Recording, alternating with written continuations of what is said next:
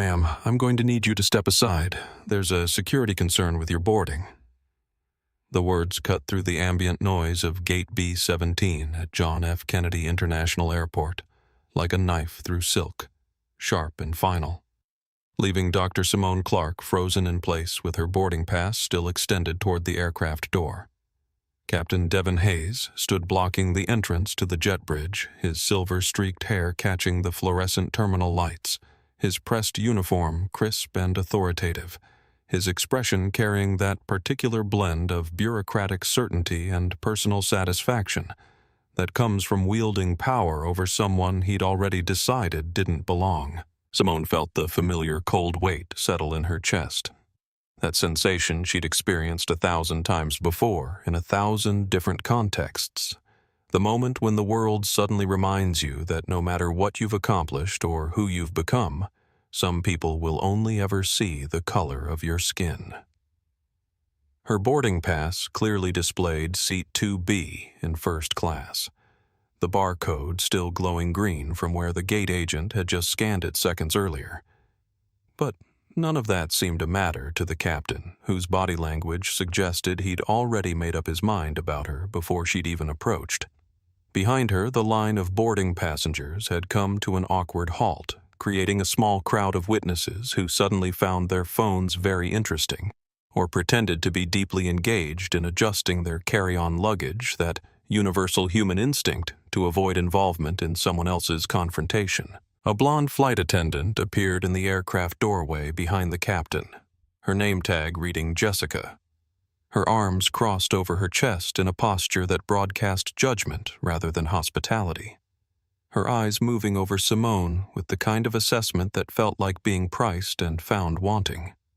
Simone was dressed in a tailored charcoal blazer over a cream silk blouse, black trousers with a perfect break over her leather loafers, the kind of understated professional elegance that came from knowing you didn't need to announce your success through logos or flash.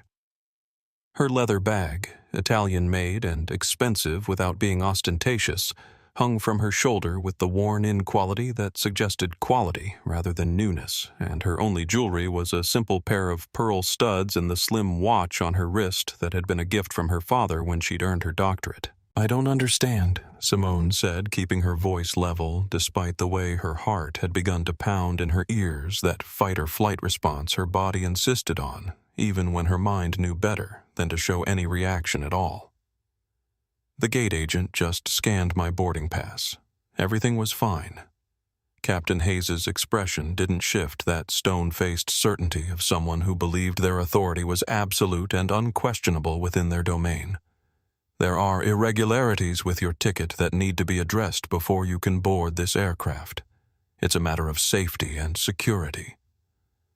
The words safety and security hung in the air like an accusation, and Simone watched as several passengers near her shifted uncomfortably, their eyes flicking between her and the captain, already making their own calculations about what kind of threat she might pose. She wanted to scream that she'd flown more than 200,000 miles last year alone, that she held elite status on 3 different airlines, that she'd been boarding planes since before some of these passengers were born. But she knew from bitter experience that defending yourself only made you look more guilty in situations like these. "What irregularities?" she asked, her voice still calm, but now carrying an edge of steel that came from years of fighting battles in boardrooms where she was the only woman and often the only person of color. "I have my confirmation email, my booking reference, everything." Jessica, the flight attendant, spoke up for the first time, her voice carrying that particular tone of false concern that barely masked contempt. "The seat you're claiming appears to have been double booked. There's already a passenger in 2B, and the system is showing some discrepancies with your reservation." Simone's mind raced through the possibilities, even as she maintained her composed exterior, the years of navigating corporate politics and academic discrimination having taught her to think 3 steps ahead, even while appearing perfectly calm. Double-booked seats were rare enough in first class to be almost unheard of, especially on a premium evening departure, and the timing of this revelation. Now, after she'd already checked in, cleared security, and received a properly scanned boarding pass, struck her as deeply convenient for someone who'd decided she didn't belong in the premium cabin. "May I see the other passengers' documentation?" Simone asked, her tone still professional, but now carrying the kind of quiet authority that came from someone used to being taken seriously. "If there's truly a duplicate booking, we can resolve this quickly by comparing confirmation numbers and booking dates." Captain Hayes's jaw tightened almost imperceptibly, that tiny tell of someone who hadn't expected to be questioned, who'd assumed his word would be enough to make the problem go away.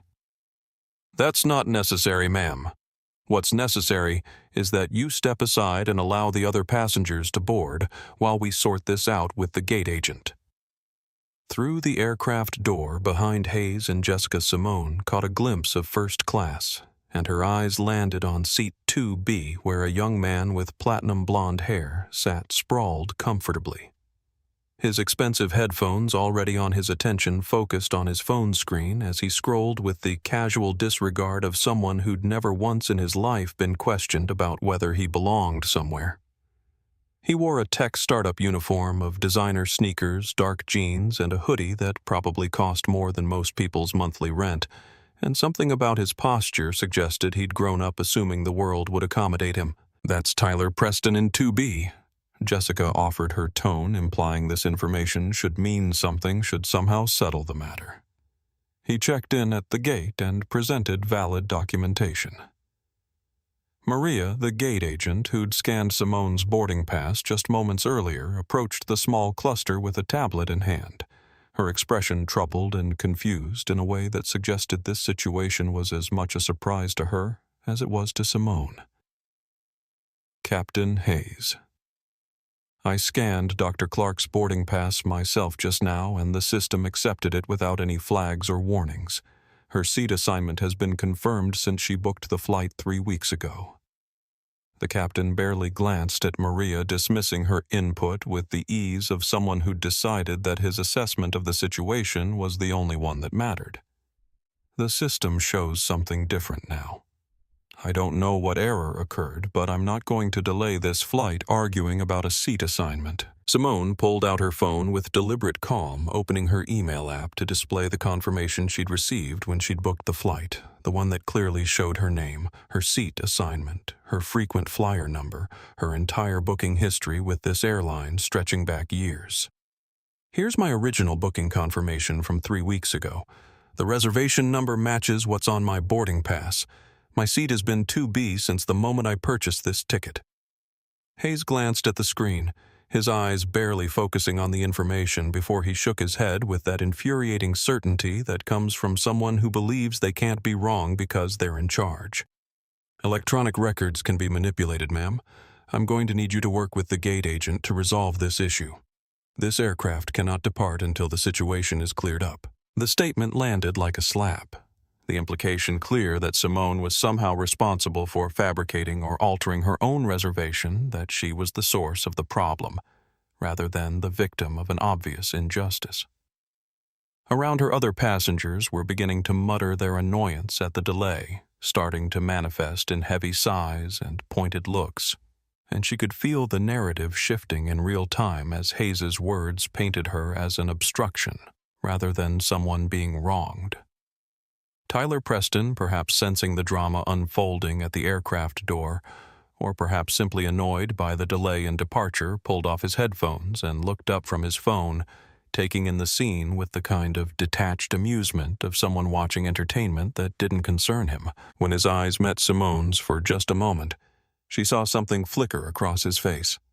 Not quite guilt, but a shadow of recognition that something wasn't right before he looked away and put his headphones back on, choosing the comfort of ignorance over the discomfort of intervention.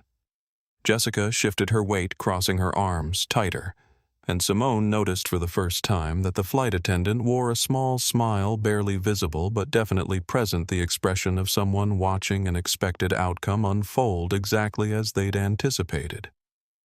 "Perhaps you'd be more comfortable in the main cabin," Jessica suggested with false sweetness. "I'm sure we can find you a seat there." The older woman in line behind Simone whispered something to her husband, and while Simone couldn't make out the words, she caught the tone, that mixture of sympathy and judgment, the sound of someone who felt bad about what was happening, but not bad enough to actually say something. A businessman in a suit 2 people back checked his watch with exaggerated frustration, as if Simone's mere existence and her insistence on occupying the seat she'd paid for was somehow a personal affront to his schedule. Captain Devin Hayes straightened to his full height, a move clearly calculated to emphasize his authority and physical presence, his hand resting on his belt in a gesture that security experts would recognize as an unconscious power pose. "Ma'am, your behavior right now is concerning to me and to my crew. You're creating a disturbance that's making other passengers uncomfortable, and I need you to understand that as captain of this aircraft, I have the final say on who boards and who doesn't." The accusation hit Simone like a physical blow, knocking the breath from her lungs even as her face remained carefully neutral, because in that single sentence, Hayes had rewritten the entire confrontation, transforming her calm and reasonable questions into aggressive behavior, her legitimate documentation into suspicious resistance, her very presence into a threat. She hadn't raised her voice, hadn't made a single aggressive gesture, hadn't done anything beyond standing still and presenting evidence that she belonged exactly where she was supposed to be, yet somehow she was now the one being characterized as dangerous. "Captain Hayes, I haven't raised my voice or made any threatening gestures." Simone said her words measured and precise, the lawyer in her knowing that she needed to create a clear record of what was actually happening versus what was being claimed. "I've simply asked to see the documentation for the duplicate booking and presented my own confirmed reservation. That's not creating a disturbance that's trying to resolve a legitimate question about my assigned seat." Jessica, the blonde flight attendant, stepped forward with a theatrical sigh that suggested she'd been dealing with difficult people all day and had finally reached her limit. "I have to agree with the captain. When you approached the aircraft, your demeanor at the gate was aggressive and confrontational. I observed it myself, and I'm concerned about allowing someone with that kind of energy into the cabin where it could escalate during flight." The lie was so blatant, so easily disprovable that for a moment Simone couldn't quite process what was happening, because Jessica had been nowhere near the gate when Simone had checked in, had been standing inside the aircraft the entire time, had literally zero first-hand knowledge of any interaction at the gate itself. "Maria." The actual gate agent gasped audibly at the fabrication, her professional composure cracking, as she witnessed someone casually inventing facts to support a predetermined conclusion. "That's not true," Maria interjected, her voice shaking slightly with the courage it took to contradict a captain and senior flight attendant. "I was the one who processed Dr. Clark at the gate, and she was nothing but professional and courteous. She didn't display any aggressive behavior whatsoever."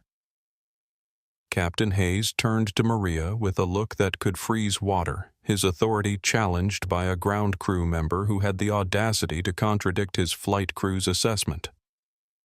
"Miss Torres, I appreciate your input, but this is a flight safety decision and those decisions fall under my purview, not yours. I'm the one responsible for the safety of everyone on this aircraft, and I'm telling you that this passenger is presenting as a security risk that I'm not comfortable accepting." The phrase security risk echoed through the gate area like a grenade, and Simone watched in real time as the passengers around her reassessed everything they'd just witnessed, their faces shifting from discomfort to wariness, from sympathy to suspicion, because those 2 words carried implications that went far beyond a simple seating dispute. Security risk suggested danger, suggested terrorism, suggested violence, suggested everything that Americans had been conditioned to fear in the years since September 11th, and Hayes had deployed those words with the precision of someone who knew exactly what kind of reaction they would provoke. Simone's hands began to tremble, not with fear, but with the effort of containing the rage and humiliation that threatened to overwhelm her careful composure, because she understood with perfect clarity what was happening and what it meant. Captain Devin Hayes had decided the moment he saw her that a black woman didn't belong in first class, had manufactured a reason to deny her boarding, and was now escalating that initial discrimination into something far more damaging, creating a false narrative that could follow her for years, that could end up in databases and watch lists that could turn every future flight into an interrogation. A young flight attendant, a man with kind eyes who'd been standing slightly behind Jessica during the entire confrontation, finally spoke up. His voice hesitant but determined. "Captain, I don't think we should escalate this situation. The passenger has valid documentation, and she hasn't done anything that would constitute a security threat.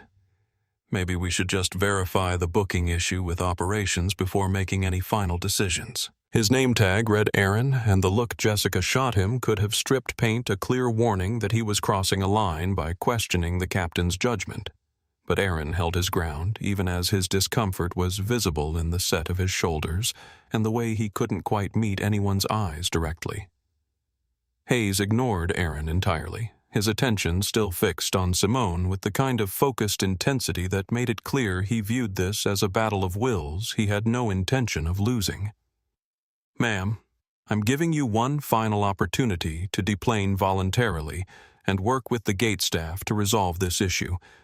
If you refuse, I will have airport security remove you from the boarding area, and I will file a report documenting your refusal to comply with crew instructions, which I'm sure you know can result in significant consequences, including being banned from this airline entirely." Tyler Preston, still seated in the disputed 2B, pulled his headphones off again and let out a small laugh, not quite loud enough to be openly mocking, but definitely audible, the sound of someone entertained by drama that didn't affect him personally.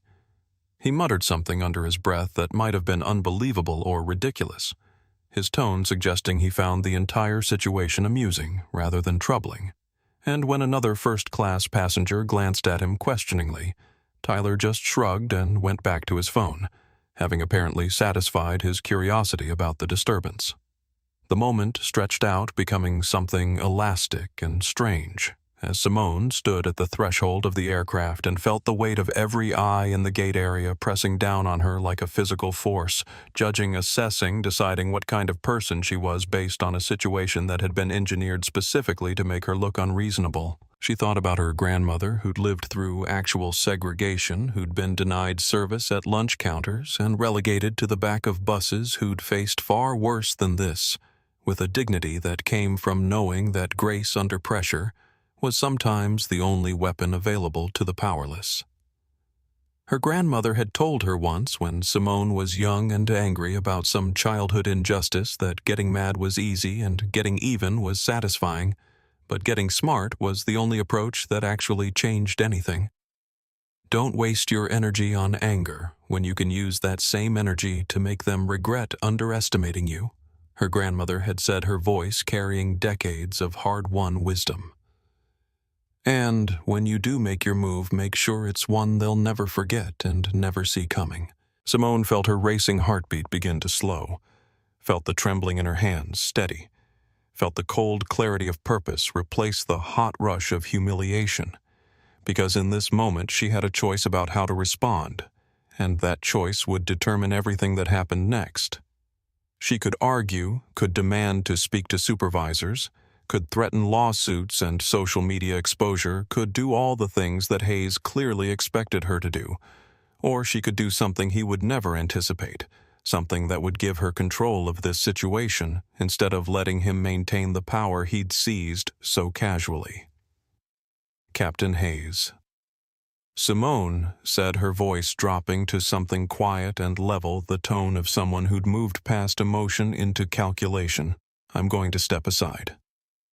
You're right that this aircraft needs to depart, and I don't want to delay all these passengers any longer than necessary." The captain's face registered surprise for just a fraction of a second before settling back into that expression of smug satisfaction, his posture relaxing slightly as he prepared to accept what he clearly interpreted as a surrender, a confirmation that his authority had been successfully asserted, and the problem had been resolved in the way he'd intended from the beginning. "That's a wise decision, ma'am. I'm sure the gate staff will be able to help you rebook on a later flight." Oh, I won't be rebooking. Simone replied, her words carrying a weight that Hayes couldn't quite interpret, a suggestion of meaning beneath the surface that he was too focused on his victory to fully process. I'll be handling this situation myself, but I want to make sure I have your name correct for my records. Captain Devin Hayes, is that right? Something in her tone must have registered as off because Hayes's eyes narrowed slightly, some instinct warning him that this wasn't quite the capitulation it appeared to be, but his arrogance overrode his caution. That's correct. And you can be assured that I'll be documenting this entire incident in my report, including your initial resistance to crew instructions. I'm sure you will, Simone said already, turning away from the aircraft door, her movements deliberate and controlled. Her head held high as she walked back up the jet bridge toward the terminal. Every step measured and purposeful. Behind her, she heard Jessica's satisfied sigh, heard Hayes telling someone to get the door closed so they could finally push back, heard the collective relief of passengers who were glad the drama was over and they could get on with their journey. Maria, the gate agent, followed Simone partway up the jet bridge, her expression stricken with guilt and helplessness. Dr. Clark, I'm so sorry. That was completely wrong what they did to you. I can help you file a complaint. Get you on the next flight. Something. Anything. Simone turned to look at Maria, seeing the genuine distress in the younger woman's eyes, recognizing someone who'd just watched an injustice unfold and felt powerless to stop it. Maria, you tried to speak up when it mattered, and that took courage. I appreciate that more than you know. But I need you to do me one favor. Anything Maria said immediately. Make note of everything you witnessed here tonight. Write it down while it's fresh with timestamps and details. Keep that record somewhere safe.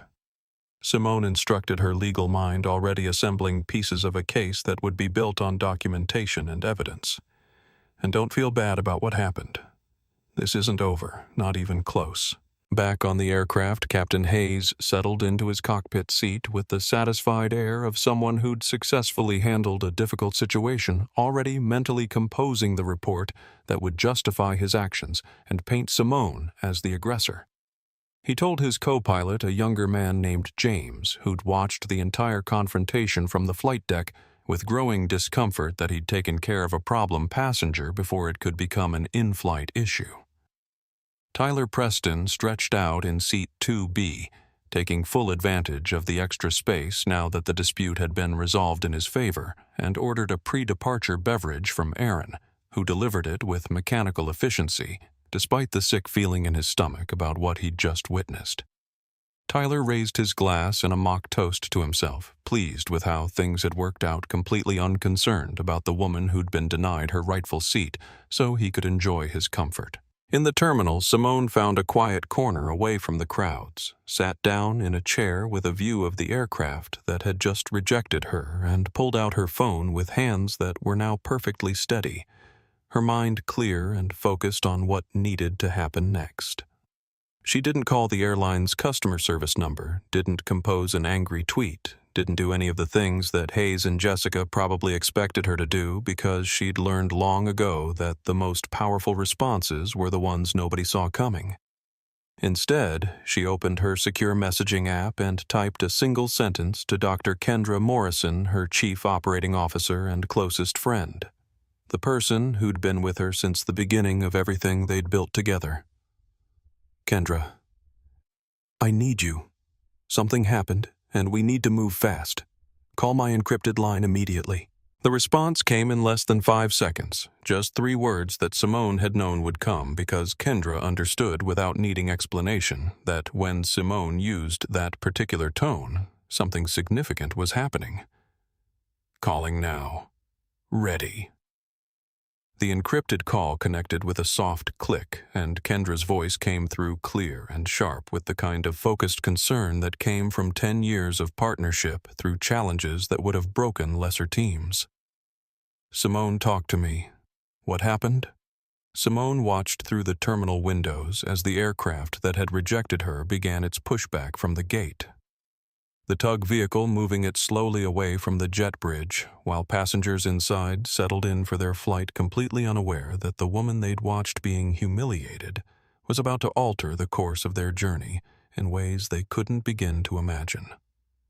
I was just denied boarding on Apex Airlines Flight 2447 to San Francisco. The captain claimed my confirmed first-class seat was double-booked and called me a security risk when I questioned it.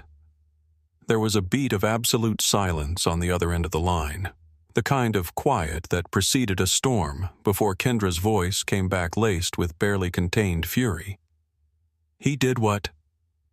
Please tell me you're recording this. Please tell me there were witnesses. Please tell me we have something we can use to bury this airline so deep they'll need archaeological excavation to find their stock price. Multiple witnesses, including a gate agent who tried to defend me and contradicted the flight attendant's false statements about my behavior. Simone confirmed, her voice steady and clinical as she recited the facts like evidence in a deposition. The captain gave my seat to a young white man who's currently enjoying a pre-departure drink in what should have been my seat. They manufactured the entire situation, Kendra, from the false claim of a booking error to the accusation that I was aggressive and threatening when I'd done nothing but present documentation and ask reasonable questions. Kendra's exhale was sharp and angry, and Simone could picture her pacing in her office the way she always did when she was processing information and planning strategy. Okay, we're going to destroy them through legal channels.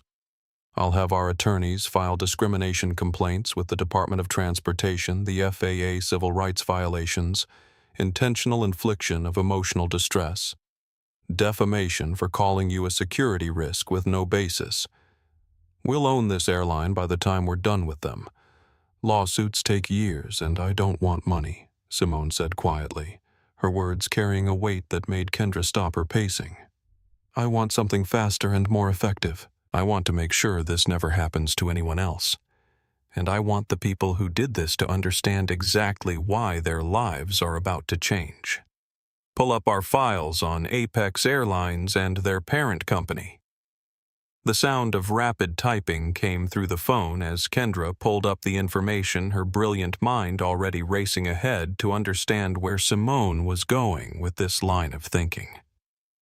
Apex Regional is a subsidiary of Horizon Aviation Group, one of the big three holdings companies in the commercial aviation space. They operate under several different brand names, mostly focused on regional connecting flights throughout North America. Market cap around $800 million, publicly traded, reasonably profitable. What are you thinking? What contracts do we have with Horizon? Simone asked, though she already knew the answer, had known it the moment she'd seen the Apex Airlines logo, because part of being successful in her field meant knowing exactly who used her company's technology and how dependent they were on that relationship. More typing then, Kendra's sharp intake of breath as she pulled up the relevant files and understood where this was heading. Oh, Simone. We have a $400 million equipment contract with Horizon Aviation Group for emergency medical systems across their entire fleet. Every single one of their aircraft, regardless of which brand name they're flying under, carries Pinnacle Biotech's trauma response kits, automated external defibrillators, oxygen delivery systems, and the neural stabilization unit you developed after that astronaut accident 3 years ago. And when does that contract come up for renewal?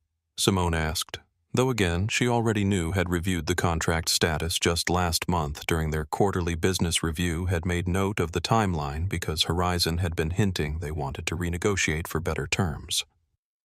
92 days, Kendra replied, and Simone could hear the shift in her voice as she moved from anger to strategic calculation, understanding that they held cards in this game that Horizon Aviation Group had forgotten they'd dealt. The contract has an ethics clause that we insisted on after that incident with the defense contractor.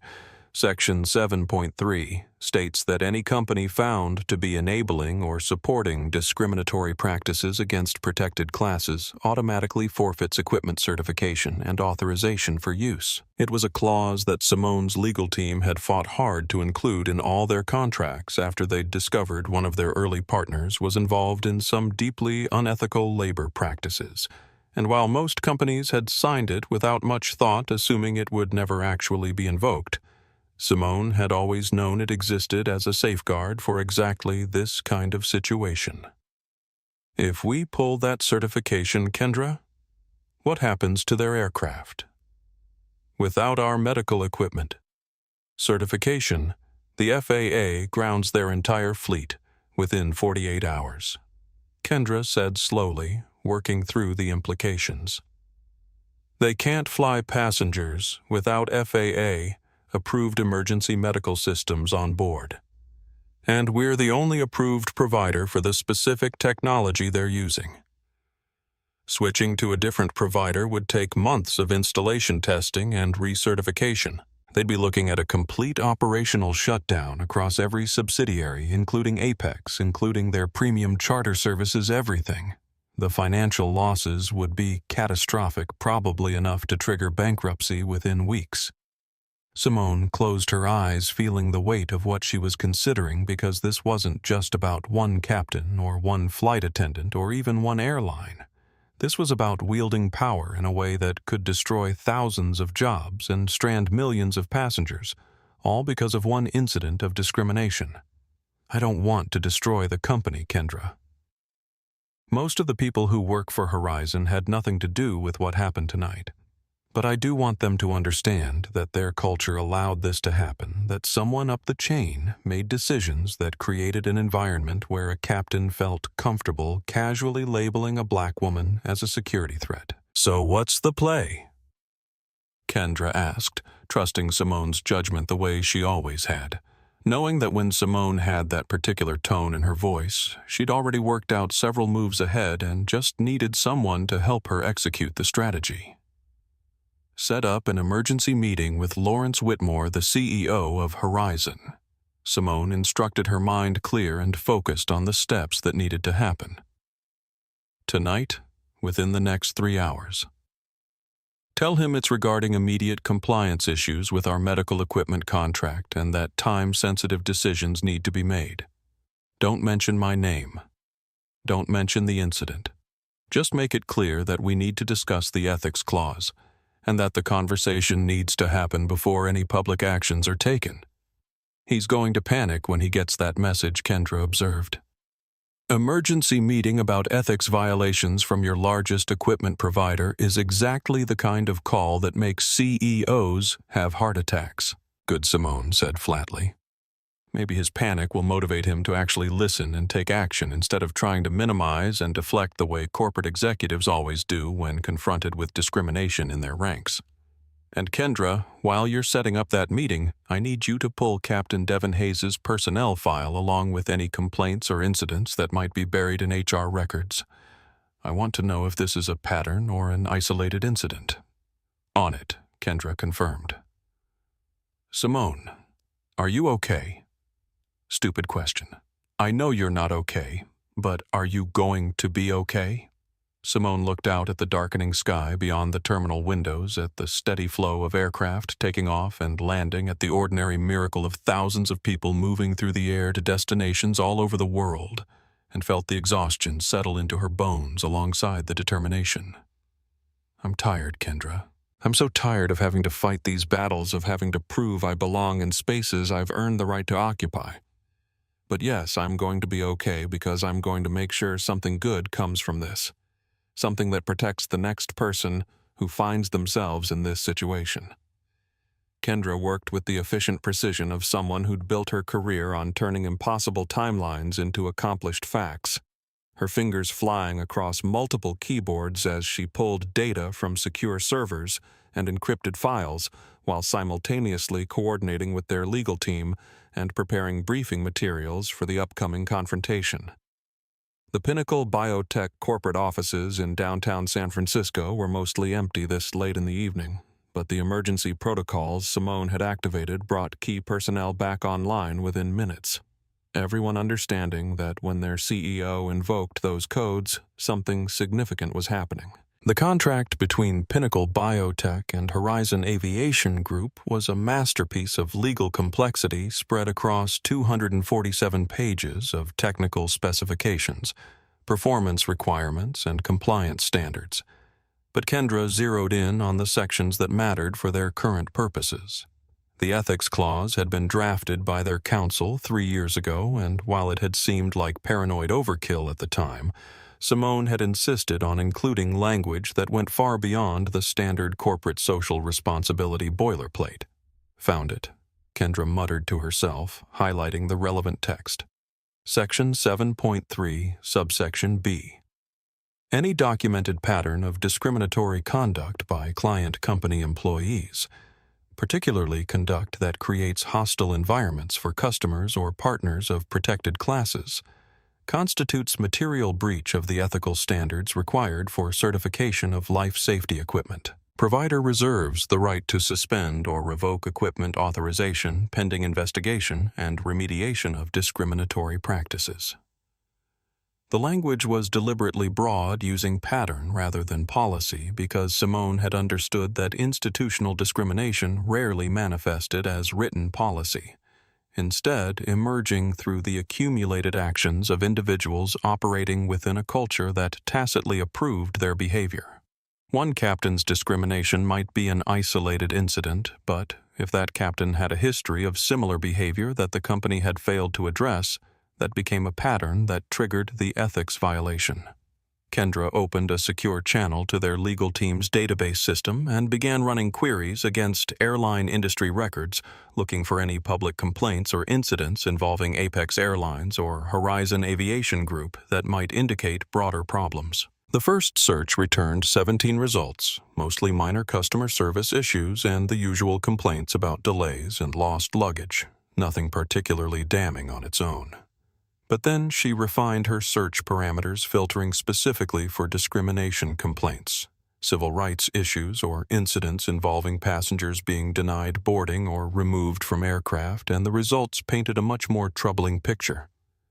Over the past 3 years, Horizon Aviation Group subsidiaries had faced 11 separate formal complaints filed with the Department of Transportation alleging discriminatory treatment, including 3 that specifically mentioned Apex Airlines and 2 that referenced Captain Devin Hayes by name. The first complaint involving Hayes came from 2 years ago, filed by a Latina passenger who claimed the captain had been dismissive and condescending when she'd asked questions about a flight delay, refusing to provide her with the same information he'd freely shared with other passengers, and suggesting she wouldn't understand the technical details even if he explained them. The airline's response had classified the incident as a misunderstanding arising from language barriers, despite the passenger being a native English speaker and professor of linguistics at UCLA. The second complaint was more recent, just 8 months old, filed by an Asian American businessman who stated that Hayes had questioned his right to be in first class, asking to see his boarding pass multiple times during the flight, and making comments about how he must be doing well for himself, in a tone the passenger described as suspicious and inappropriate. That complaint had been resolved with travel vouchers and a generic apology that acknowledged the passenger's concerns without admitting any fault or taking any apparent disciplinary action against Hayes.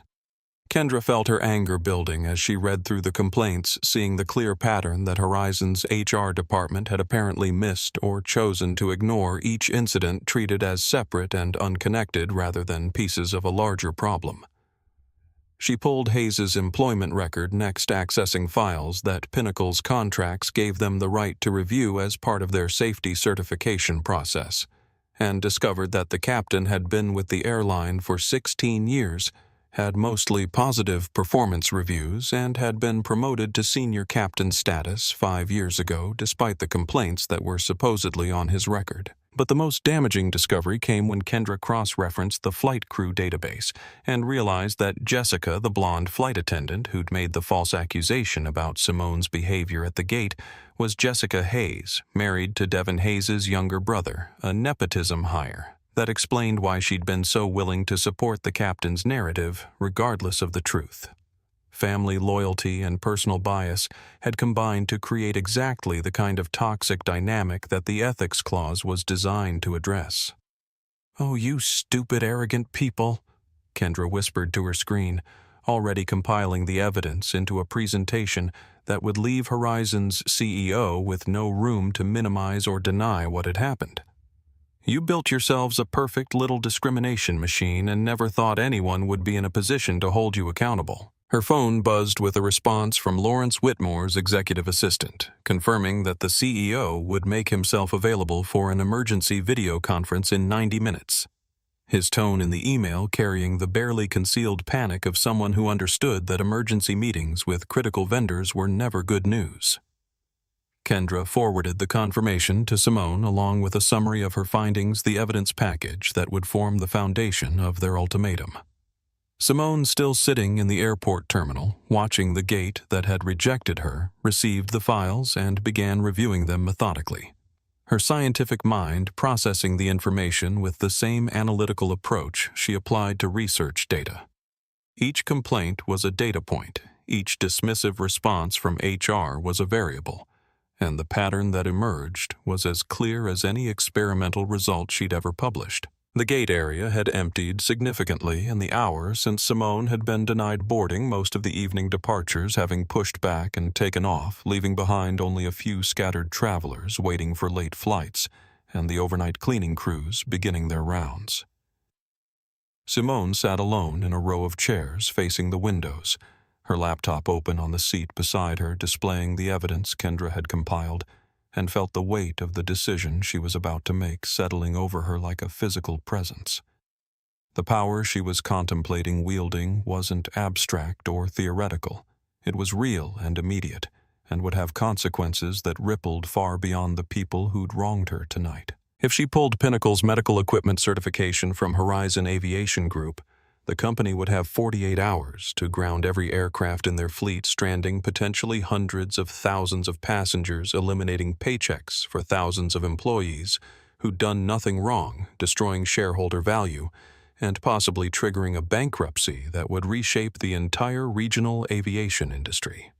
She thought about the gate agents and baggage handlers and maintenance workers and ticket agents who showed up every day and did their jobs with professionalism, and care people like Maria who'd tried to speak up despite having no power to change anything. People who would lose their livelihoods because of a captain's prejudice and a corporation's failure to address a pattern of discrimination. The possibility that innocent people would suffer as collateral damage in her quest for accountability made her stomach turn, made her question whether she had the right to make this choice regardless of the justification. But then she thought about all the other passengers who'd stood where she stood tonight, who'd faced the same casual cruelty and dismissive authority, who'd been labeled as threatening or suspicious or problematic simply for existing in spaces that someone else had decided they didn't belong in. She thought about the Latina professor who'd been patronized and dismissed, about the Asian businessman who'd been treated like a criminal in his paid seat, about all the complaints that had been filed and forgotten, reduced to vouchers and empty apologies, while the people who'd caused the harm continued in their positions without consequence. Her father had taught her when she was young that privilege came with responsibility, and though he'd been talking about the privilege of education and opportunity, the principle applied equally to the privilege of power. Simone had built Pinnacle Biotech from nothing, had created technology that saved lives and pushed the boundaries of what was possible in emergency medicine, had earned her place in boardrooms and laboratories through brilliance and determination and countless hours of work that most people never saw. That success had given her power, the kind of power that most people who faced discrimination never possessed the ability to fight back, not just for herself, but for everyone who came after. If she walked away from this, if she accepted the humiliation and moved on because using her power felt too extreme or too disruptive, what message did that send to the next passenger who found themselves in this situation? What did it say about her values if she possessed the means to create change but chose not to use them because the consequences might be uncomfortable? Simone pulled out her phone and called her mother, needing to hear the voice of someone who'd known her before she became Dr. Clark, before Pinnacle Biotech, before any of the success that had led her to this moment.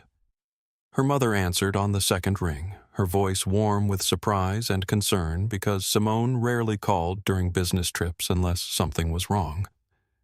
"Baby, what's happened?" her mother asked immediately, that parental instinct that could detect distress through phone lines and across time zones, cutting straight to the heart of things. Simone told her the story in brief, efficient sentences, recounting the confrontation at the gate and the evidence of patterns and the choice she now faced about how to respond, and her mother listened in silence until Simone finished speaking. "Now I'm sitting here trying to decide if what I'm planning to do is justice or just revenge dressed up in righteous language. And I honestly don't know anymore." Her mother was quiet for a long moment, and Simone could picture her in the house where she'd grown up, could see her sitting in the kitchen with her reading glasses pushed up on her head, considering her response with the same careful thought she'd always brought to difficult conversations. "Your grandmother used to tell me that the difference between justice and revenge was who benefited from the action. Revenge makes you feel better but doesn't change anything for anyone else. Justice makes things better for the next person who walks through that door, even if you never feel better yourself. So the question," her mother continued, "isn't whether what you're planning is too harsh or too disruptive. The question is whether it creates actual change that protects other people, or whether it just satisfies your anger without fixing the problem that made you angry in the first place. You're going to have to answer that for yourself. But I know my daughter, and I know you didn't build a company around saving lives just to use your power to hurt people when you got hurt." Simone felt tears prick at the corners of her eyes, the emotional control she'd maintained throughout the evening finally cracking just slightly in the safety of her mother's voice and wisdom. "I don't want to hurt innocent people, Mama. But I also can't just let this go like it doesn't matter, like I'm supposed to absorb this and move on because fighting back might be inconvenient for a corporation that failed to protect its customers." "Then don't let it go," her mother said firmly. "But make sure whatever you do leads somewhere better than where we are now. Make them fix what's broken. Make them accountable. Make them understand that this kind of behavior has consequences. Just don't become so focused on punishment that you forget the point is prevention." After the call ended, Simone sat with her mother's words settling into her bones, alongside her own convictions, and felt the clarity she'd been seeking finally crystallize into certainty. She wasn't going to destroy Horizon Aviation Group, but she was going to force them to confront their failures and make meaningful changes. Changes that would be painful and expensive and disruptive, because anything less than that would be too easy to ignore once the immediate crisis passed. She opened her secure messaging app and sent a single line to Kendra Morrison's schedule the meeting. "Prepare the full ethics violation documentation. We're going to give Whitmore one chance to fix this the right way before we make the decision for him." Lawrence Whitmore prided himself on being the kind of CEO who stayed calm under pressure, who could navigate labor disputes and fuel price spikes and competitive challenges with the steady hand that came from 25 years in the aviation industry.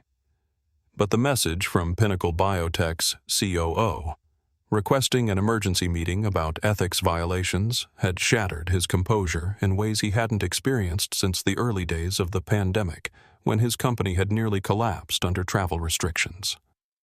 He stood in his home office in Connecticut, still wearing the golf shirt and khakis from his afternoon on the course, staring at his computer screen, while his mind raced through every possible scenario that could have triggered this kind of urgent contact from a vendor whose technology was literally essential to his company's ability to operate. Ethics violations could mean anything from labor practices to environmental compliance to financial irregularities, and the fact that Pinnacle was demanding immediate discussion rather than going through normal channels suggested something serious enough to threaten their contract. "Get me Rachel Carter in operations." Whitmore barked into his phone, pacing back and forth across his office while he waited for his VP of operations to connect. "And find out if there were any incidents today involving our aircraft, any accidents or medical emergencies or safety issues that might have triggered a vendor concern."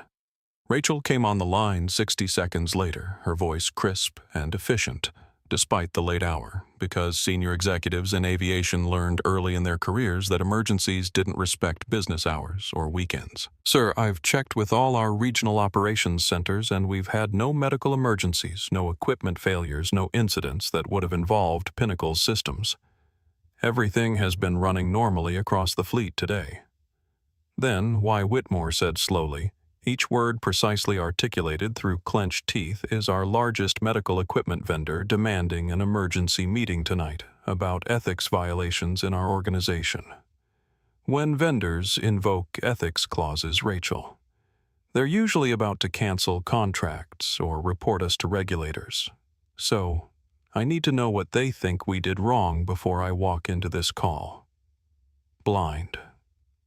Rachel was silent for a moment, and Whitmore could hear the rapid clicking of keyboard keys as she searched through incident reports and daily summaries looking for anything that might explain the crisis. Sir, there was one passenger removal this evening at JFK and Apex flight to San Francisco. Captain Devin Hayes denied boarding to a passenger who claimed to have a confirmed first-class seat. The gate report says there was a dispute about the seat assignment and the captain made a safety decision to refuse boarding. Something cold settled into Whitmore's stomach, an instinct born from years of crisis management telling him that this seemingly routine incident was anything but routine, if it had somehow reached the attention of Pinnacle Biotech. What was the passenger's name? More typing then. Rachel's sharp intake of breath that told Whitmore everything he needed to know before she even spoke. Dr. Simone Clark. Sir, Dr. Simone Clark is the founder and CEO of Pinnacle Biotech. The words hit Whitmore like a physical blow, knocking the air from his lungs, as the full implications of what had happened crashed down on him with the force of an aircraft falling from the sky. One of his captains had denied boarding to the CEO of the company that supplied critical life safety equipment to his entire fleet had apparently created enough of a situation that she was now invoking ethics clauses and demanding emergency meetings had potentially handed Horizon Aviation Group the kind of existential crisis that could end with their bankruptcy and his termination. "Pull Captain Hayes' personnel file right now," Whitmore ordered, his voice shaking with barely controlled fury. "I want to know everything about this incident, every detail, every witness statement, every piece of documentation, and get Hayes on the phone immediately. I don't care if he's in the air or on the ground or in the middle of dinner. You find him, and you get him on a call with me in the next 10 minutes. He hung up and immediately dialed his chief legal counsel, Arthur Bennett, who answered on the fourth ring with the groggy confusion of someone who'd been asleep and wasn't entirely sure whether he was being called for a real emergency or a nightmare. "Arthur, we have a situation that could end this company, and I need you awake and sharp in about 30 seconds, so splash some water on your face and listen carefully." As Whitmore explained the situation in terse, clipped sentences, he pulled up information about Dr. Simone Clark on his computer, seeing for the first time the woman his captain had casually dismissed, and felt sick as he read through her credentials and accomplishments. Stanford Ph.D. holder of 17 patents in emergency medical technology, frequent speaker at aerospace medicine conferences, recipient of the NASA Exceptional Public Service Medal for her work on life support systems, net worth estimated in the billions because her privately held company had become essential infrastructure for an entire industry. This wasn't just a wronged passenger with the resources to make their life difficult through lawsuits and bad publicity. This was someone who held the power to literally ground their entire fleet and destroy their company through perfectly legal exercise of contractual rights that Whitmore had signed without fully appreciating the leverage he was handing over. "Arthur, she can pull our medical equipment certification, and we'd have 48 hours before the FAA grounds every aircraft we operate. Tell me I'm wrong. Tell me there's some legal protection we have against that scenario." Arthur Bennett, now fully awake and clearly reviewing the same contracts on his own computer, delivered the news that Whitmore had already known in his gut was coming. "Sir, if they invoke the ethics violation clause and can demonstrate a pattern of discriminatory conduct, we have no legal recourse to prevent them from suspending our equipment authorization. The contract was reviewed by our legal team when we signed it, and apparently we agreed to those terms because the technology was essential, and we didn't think the clause would ever actually be used. Whitmore sank into his desk chair, suddenly feeling every one of his 58 years, and thought about the empire he'd spent decades building, the tens of thousands of employees who depended on Horizon Aviation Group for their livelihoods, the millions of passengers who relied on their service to connect communities across North America, all of it potentially destroyed because a captain had looked at a black woman and decided she didn't belong in first class. Find out everything about Devin Hayes, Whitmore said quietly, his voice carrying the exhausted finality of someone who already knew what the investigation would reveal.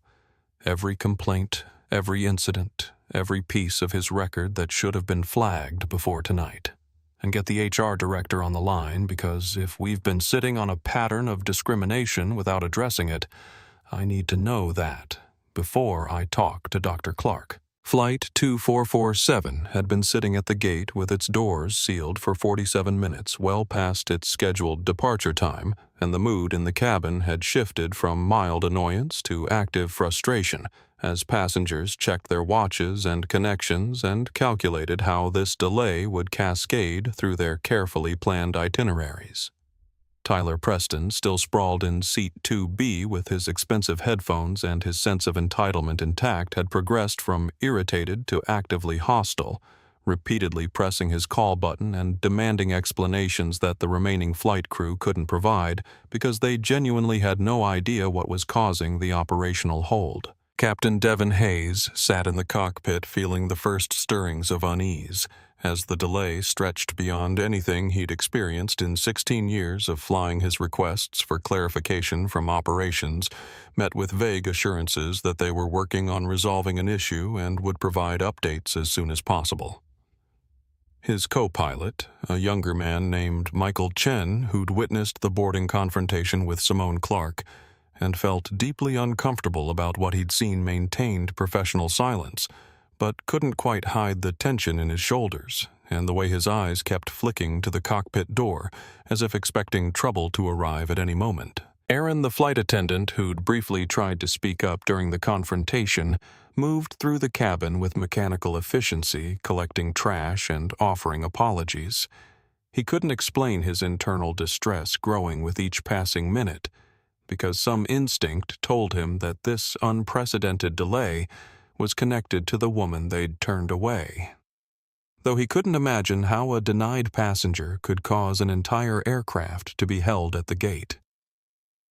In the first-class cabin, an older businessman who'd witnessed the earlier confrontation leaned across the aisle to his traveling companion and spoke in a low voice that still carried in the quiet cabin. "You know what this is about, don't you? That woman they refused to board. I bet she made enough noise that corporate is scrambling to figure out how to handle it. Probably threatening lawsuits, probably called every civil rights organization she could think of. Probably playing the race card for everything it's worth." His companion nodded in agreement, both men secure in their assessment that the delay was somehow the fault of the woman who'd been wronged rather than the people who'd wronged her, that comfortable worldview where victims who complained about mistreatment were the real problem because their complaints created inconvenience for everyone else. Tyler Preston, overhearing this conversation, felt a small twinge of something that might have been guilt if he'd been capable of that particular emotion. But he pushed it down and focused instead on his annoyance at being delayed on the important meetings he was going to be late for, on anything except the possibility that he'd played a role in creating this situation. Jessica, conspicuously absent from the cabin, despite being scheduled as the senior flight attendant for this service, had taken refuge in the rear galley. Her earlier confidence replaced by growing anxiety as she checked her phone repeatedly and saw an increasing number of missed calls from her brother-in-law, Captain Hayes, and from numbers she didn't recognize but suspected were connected to whatever was happening. She'd known when she'd backed up Hayes's false accusation about Simone's aggressive behavior that she was stretching the truth, but she'd told herself it was for safety reasons, that supporting her husband's brother was just family loyalty, that this kind of thing happened all the time, and never led to real consequences. Now, standing in the cramped galley while the aircraft sat inexplicably grounded, and passengers grew increasingly hostile with their demands for information. Jessica felt the first cold fingers of real fear creeping up her spine as she considered the possibility that her casual lie might actually matter, might have been documented and recorded, and might come back to haunt her in ways she'd never anticipated when the words had left her mouth so easily. The gate area outside the aircraft had filled with Horizon Aviation Group personnel over the past 15 minutes. More supervisors and managers than Aaron had ever seen assembled for a routine departure, all of them wearing expressions that ranged from confused to grimly determined. All of them speaking in hushed, urgent tones that suggested something significant was happening just out of sight of the passengers trapped in their seats, waiting for explanations that never came. Maria, the gate agent, who'd tried unsuccessfully to defend Simone during the confrontation, stood at her podium fielding increasingly angry questions from passengers' family members who'd been waiting at the San Francisco arrival gate and wanted to know why the flight was now showing a 2-hour delay with no explanation. She'd written down everything she'd witnessed as Simone had requested, had sent the detailed account to her supervisor along with a formal complaint about Hayes' conduct, and now watched with a mixture of vindication and anxiety as the corporate machinery finally began to respond to what she'd known immediately was a serious incident. In the aircraft cockpit, Hayes' radio crackled with a new message from operations, the tone markedly different from the earlier vague assurances now carrying an edge of formality that made his stomach clench with sudden apprehension. Apex 2447 operations. Captain Hayes, you are instructed to maintain position at the gate and await arrival of company representatives. Do not repeat. Do not commence departure procedures. Acknowledge. Hayes exchanged a worried glance with his co-pilot, his earlier satisfaction about handling a difficult passenger situation now curdling into genuine concern because he'd never received an order phrased quite like that, had never been told to wait for company representatives in the middle of what should have been a routine departure. Operations Apex 2447 acknowledged. Can you provide any additional information about the nature of this hold? Negative. Apex 2447. Maintain position. Operations out. The video conference connected at exactly the time Kendra Morrison had specified the screen filling with Lawrence Whitmore's face, and Simone noted with professional detachment that the CEO of Horizon Aviation Group looked like a man who'd already had a very bad evening and knew it was about to get worse. He'd changed from whatever casual clothes he'd been wearing into a business shirt and tie, that instinctive corporate armor people donned when they needed to feel in control, and behind him she could see what appeared to be a home office, hastily prepared for an emergency call. Dr. Clark Whitmore began, his voice carefully modulated to project calm authority, despite the tension visible in his shoulders and the way his eyes kept darting to something off-screen, probably notes or briefing materials his team had frantically assembled. Thank you for making time for this discussion.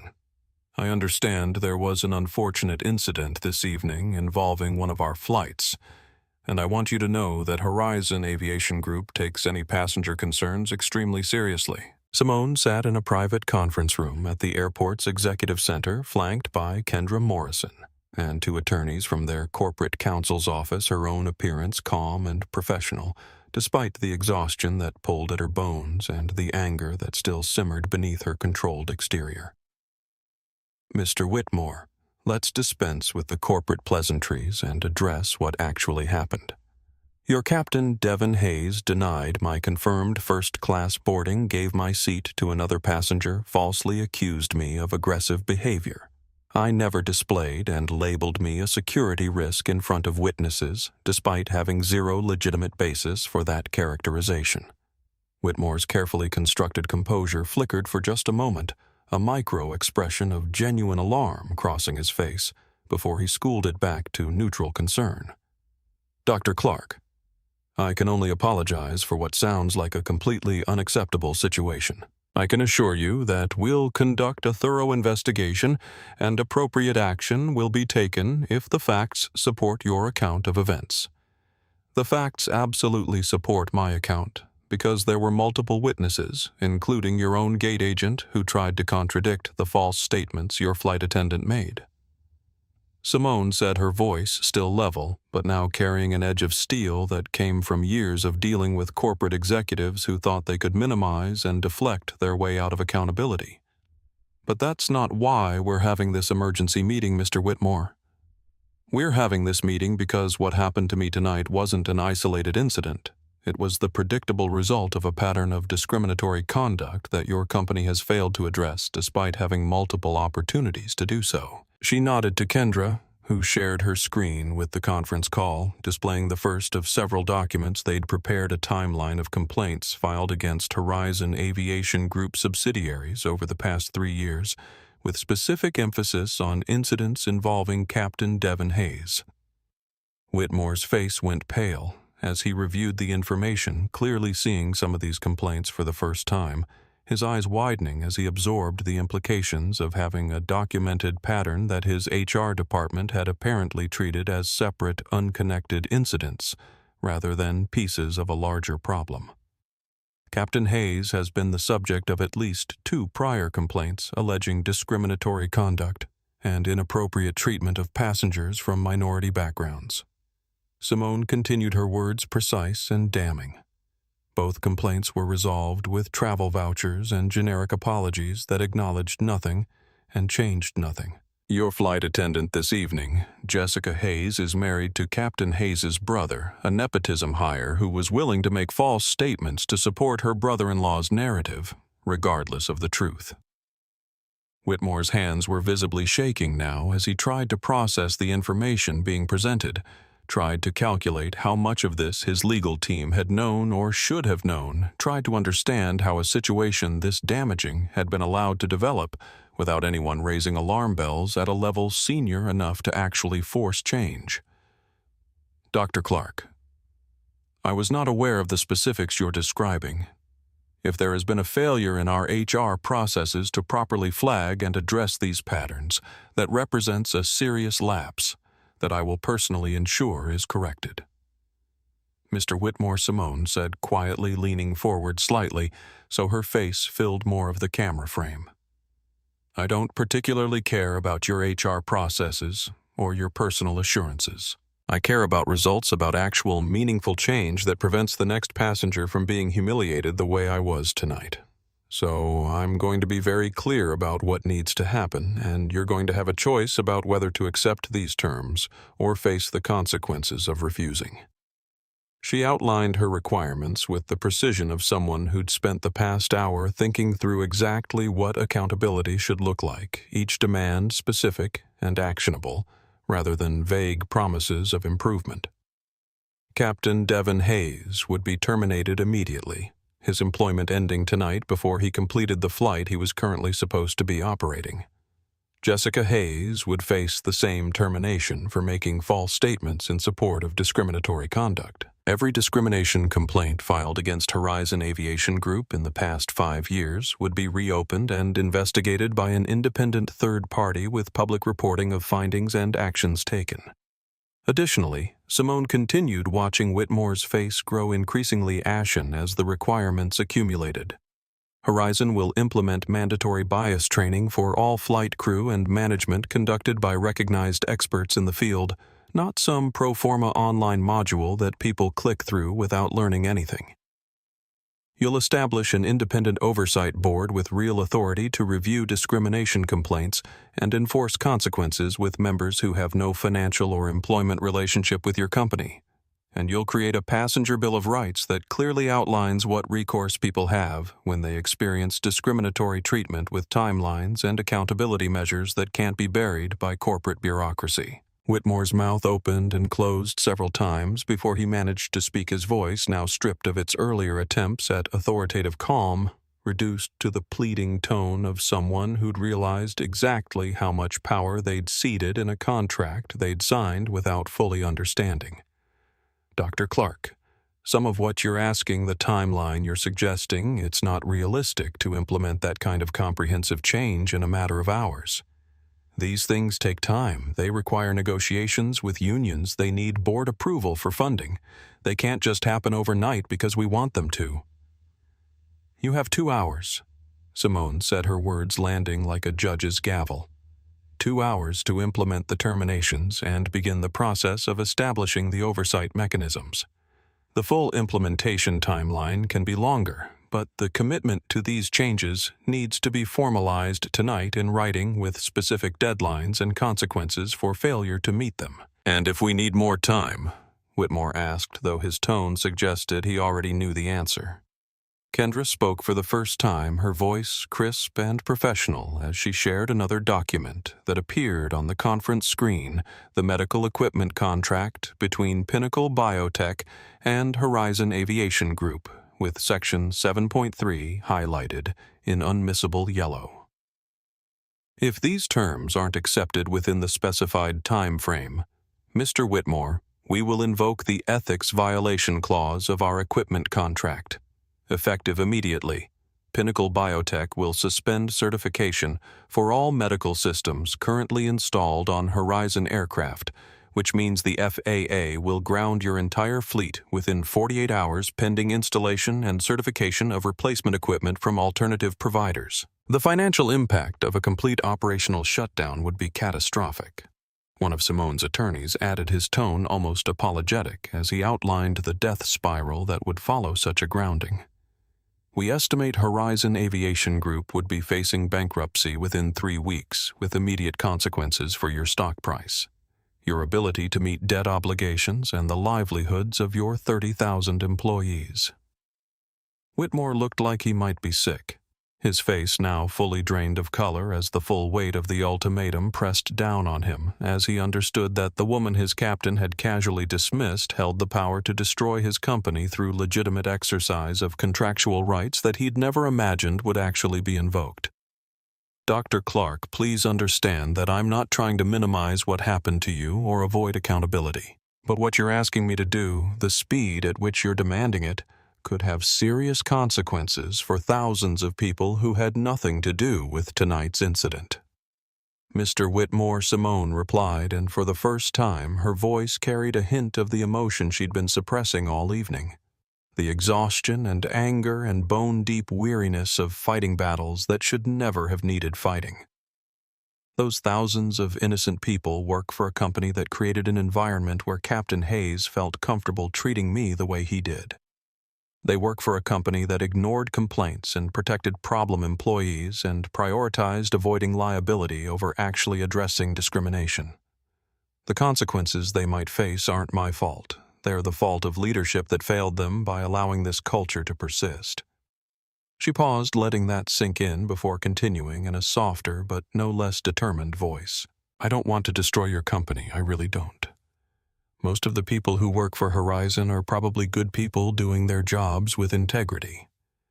But those good people deserve better leadership than what you've provided, and your passengers deserve better protection than what your current systems offer.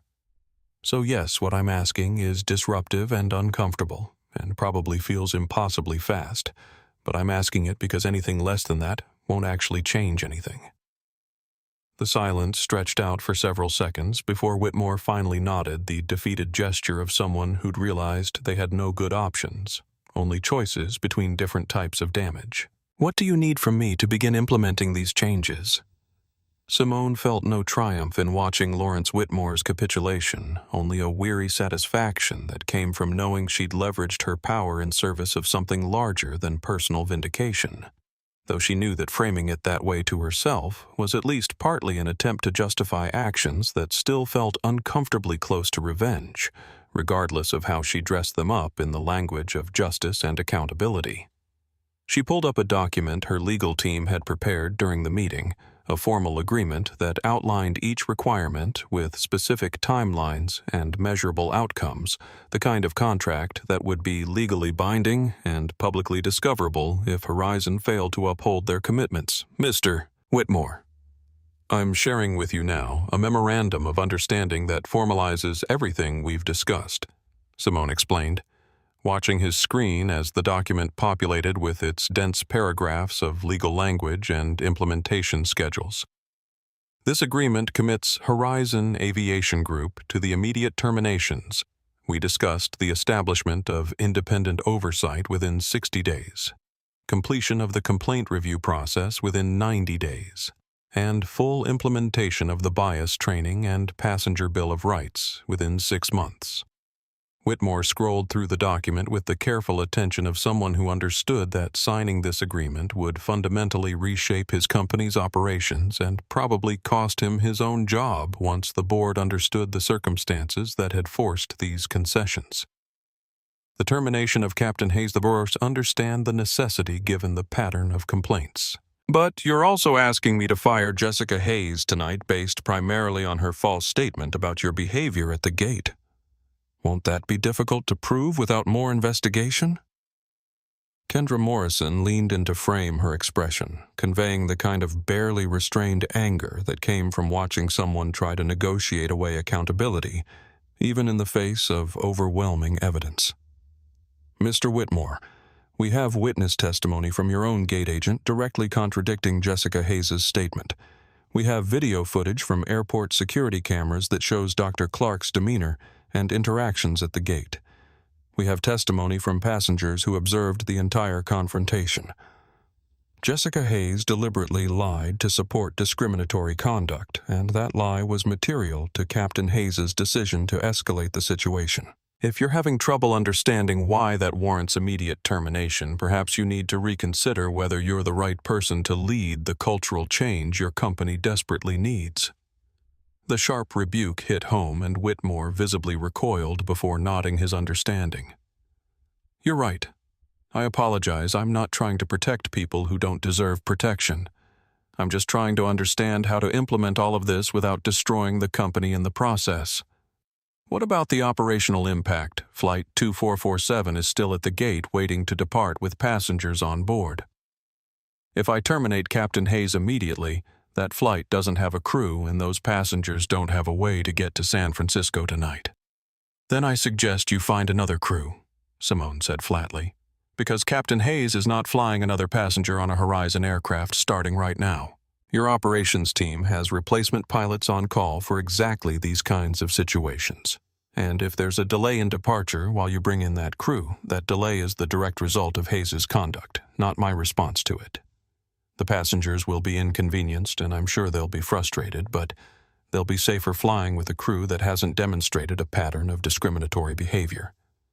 One of Simone's attorneys jumped in with a practical suggestion that acknowledged the operational realities while maintaining the firm boundary they'd established. To minimize passenger impact, Horizon could announce that the delay is due to a crew-related compliance issue that requires immediate resolution. Offer compensation to all passengers on the flight, significant compensation that demonstrates this isn't routine, and make it clear that the delay is necessary to ensure their safety and the integrity of your operations. Frame it as you taking decisive action to maintain standards, which has the advantage of being true. Whitmore was making notes, his fingers flying across his keyboard as he presumably drafted messages to his operations team and HR department and legal counsel coordinating the complex choreography that would be required to execute these changes in the abbreviated timeline they'd been given. Dr. Clark, I need to ask you directly. If we implement these changes in good faith, if we meet every deadline and demonstrate real commitment to addressing the cultural problems you've identified, will you maintain our medical equipment contract? Will Pinnacle Biotech continue to work with Horizon, or is this relationship damaged beyond repair? It was a fair question, and Simone took a moment before answering, because she needed to be honest with herself about whether she could continue doing business with a company that had wronged her so profoundly, whether the changes they were agreeing to tonight would be enough to overcome the visceral memory of standing at that aircraft door and being labeled a security risk in front of strangers who'd already decided she was guilty of something just by existing.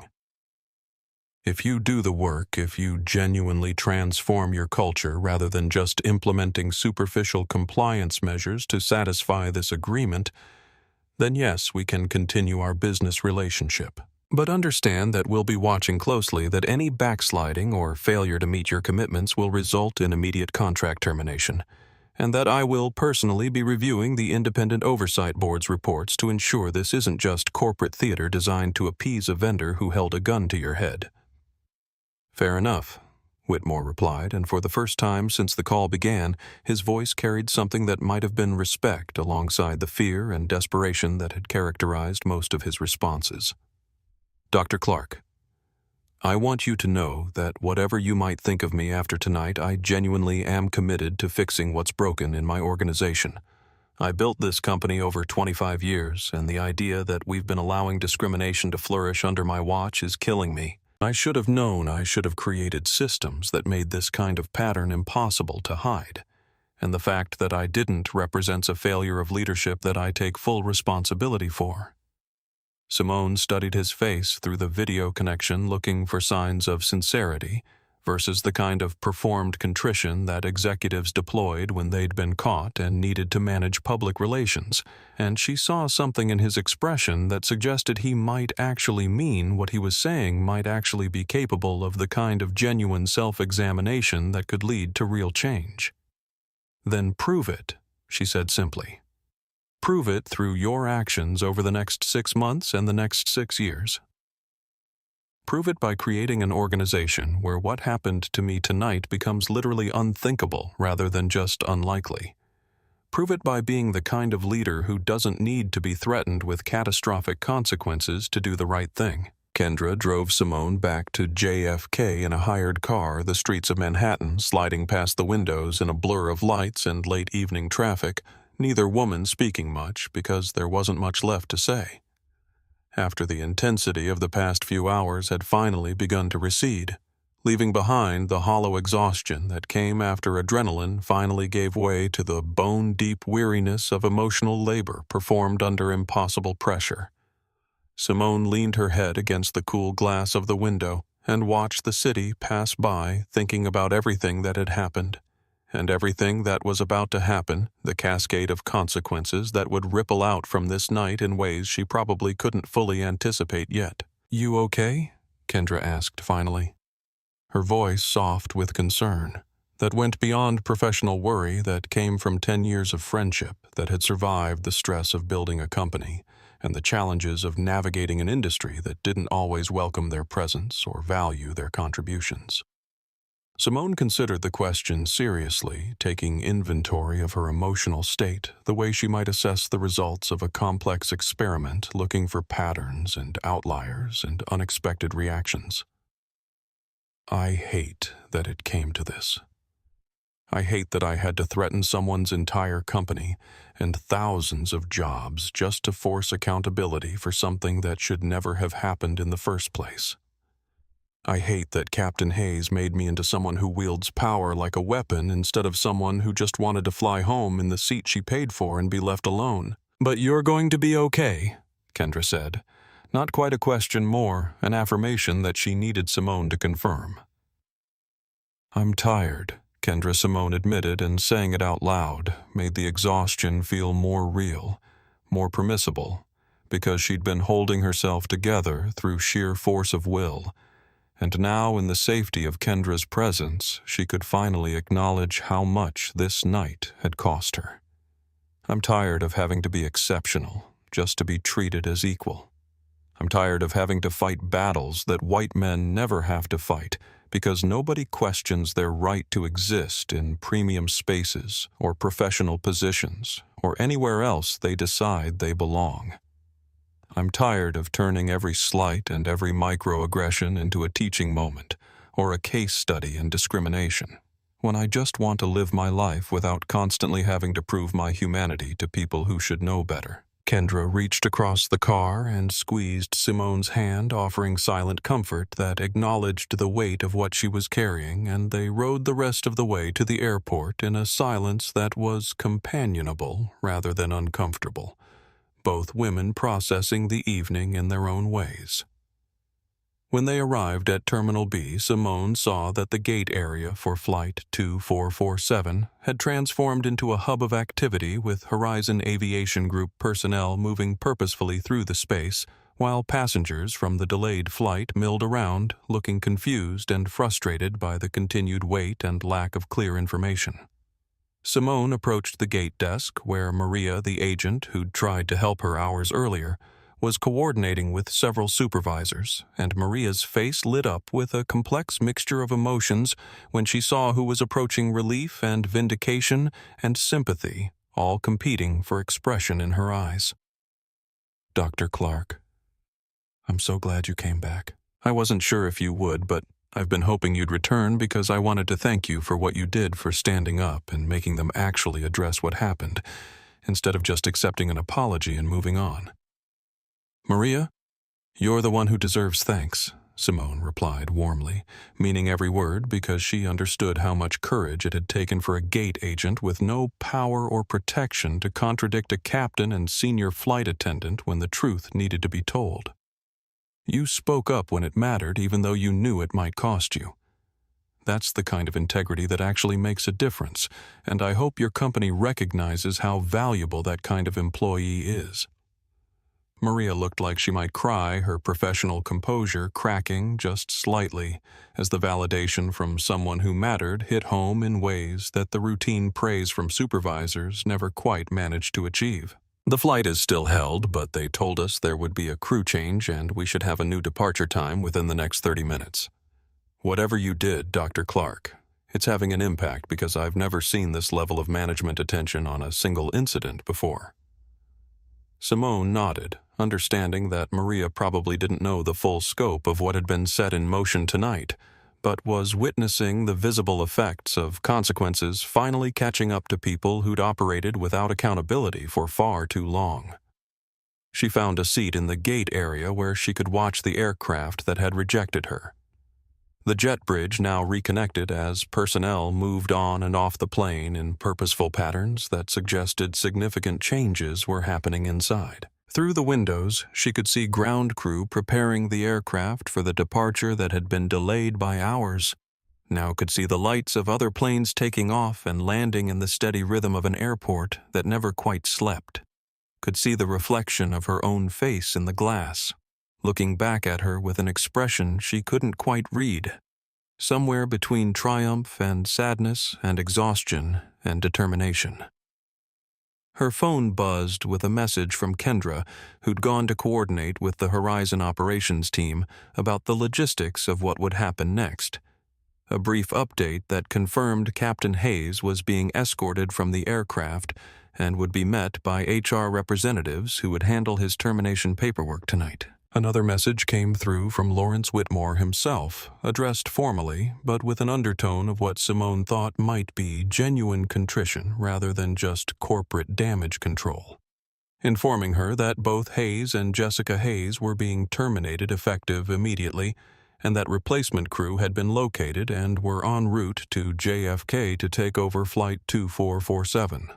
He ended with a promise that she would receive written confirmation of all the commitments they'd discussed within the hour, along with a public statement that would go out to all Horizon employees and passengers explaining the actions being taken to address discriminatory conduct in their organization.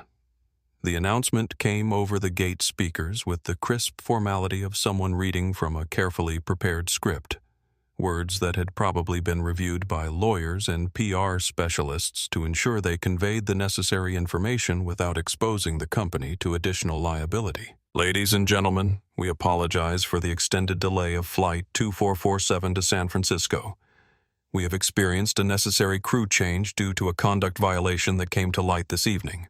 A replacement crew is currently en route and will arrive shortly to complete this service.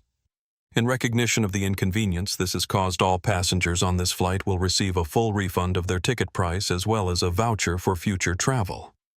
We appreciate your patience and understanding." The words "conduct violation" hung in the air, and Simone watched the faces of passengers in the gate area as they processed this unexpected information, their annoyance at the delay now mixing with curiosity about what kind of violation would result in a crew being pulled from service mid-departure and passengers receiving unprecedented compensation.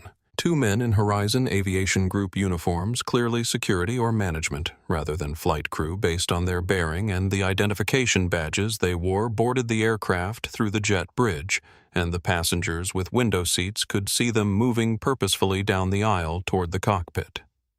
Tyler Preston, still seated in the disputed 2B and increasingly anxious about how this delay was affecting his schedule and his own sense of control over the situation, pulled off his headphones as he sensed the shift in atmosphere around him, the way other first-class passengers were leaning into the aisle to see what was happening.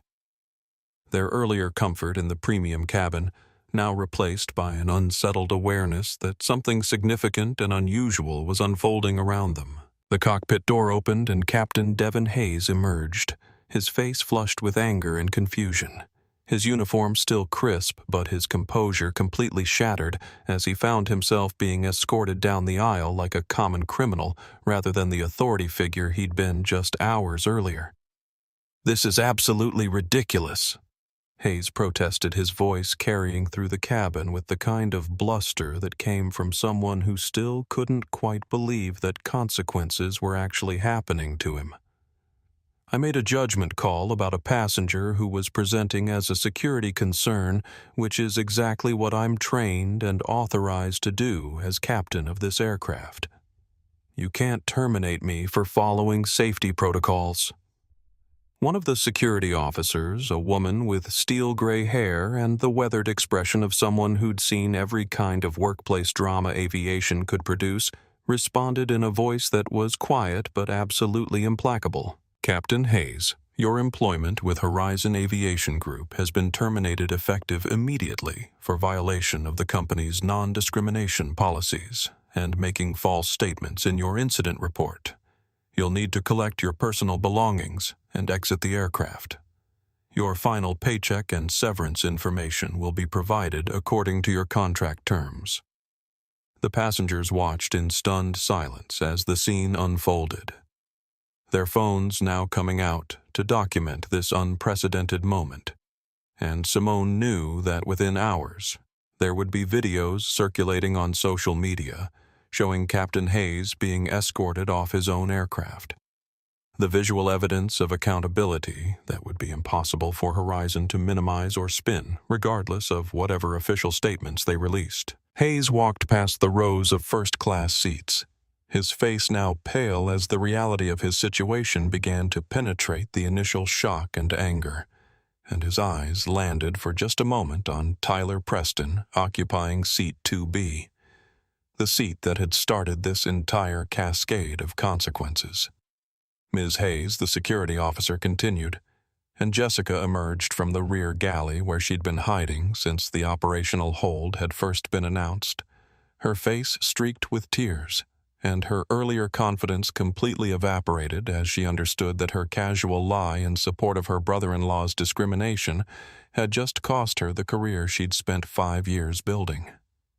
"Your employment is also terminated effective immediately. Please collect your belongings and exit the aircraft." Jessica walked down the aisle behind Hayes, refusing to make eye contact with anyone, her hands shaking as she gripped her purse and her mind probably racing through all the ways her life had just changed, all the explanations she would have to give to her husband and her family and future employers when they asked why she'd been fired from an airline job for cause. Aaron, the flight attendant who'd tried to speak up during the initial confrontation, stood pressed against the galley wall as his colleagues were escorted past his face, reflecting a complex mixture of relief that the toxic dynamic he'd been working under was finally being addressed, and guilt that he hadn't done more to prevent this situation before it reached crisis point. The aircraft door remained open as Hayes and Jessica were escorted up the jet bridge and into the terminal, and Simone watched from her seat in the gate area as they emerged into the public space. Hayes still protesting to anyone who would listen while Jessica walked silently with her head down, both of them now navigating the immediate consequences of choices they'd made without fully considering that the woman they'd dismissed might have the power and the will to hold them accountable. Hayes' eyes swept the gate area and landed on Simone, and for just a moment they made direct eye contact, his expression cycling through recognition and disbelief and dawning horror, as he finally understood who she was and what he'd done and how completely he'd miscalculated the cost of his casual prejudice. The gate area gradually quieted after Hayes and Jessica had been escorted away by security passengers returning to their phones and magazines and quiet conversations while they waited for the replacement crew that would finally allow their delayed flight to depart. But there was a new quality to the silence now, an awareness that something significant had just occurred, even if most of them didn't fully understand what it meant or how it connected to the woman who'd been denied boarding hours earlier. The Horizon Aviation Group supervisor who'd been coordinating the crew change approached the gate desk and had a brief consultation with Maria, glancing several times in Simone's direction with an expression that suggested uncertainty about how to proceed with the next part of whatever plan had been developed during the emergency calls and hurried consultations that had consumed the past few hours. Finally, the supervisor took the microphone and cleared his throat, his voice carrying that particular blend of corporate formality and genuine discomfort that came from someone who'd been given a script to read but wasn't entirely sure how the passengers would react to what he was about to say. Ladies and gentlemen, on behalf of Horizon Aviation Group and Apex Airlines, I want to personally apologize for the delay you've experienced this evening. As I mentioned earlier, we discovered a conduct violation by members of our flight crew that required immediate action to address. He paused, seeming to gather himself for what came next, and Simone understood that whatever had been decided about how to handle her return to the aircraft, it was about to be made public in a way that would either vindicate her or create an entirely new form of spectacle. Earlier this evening, one of our passengers was incorrectly denied boarding due to false information provided by crew members who have since been terminated.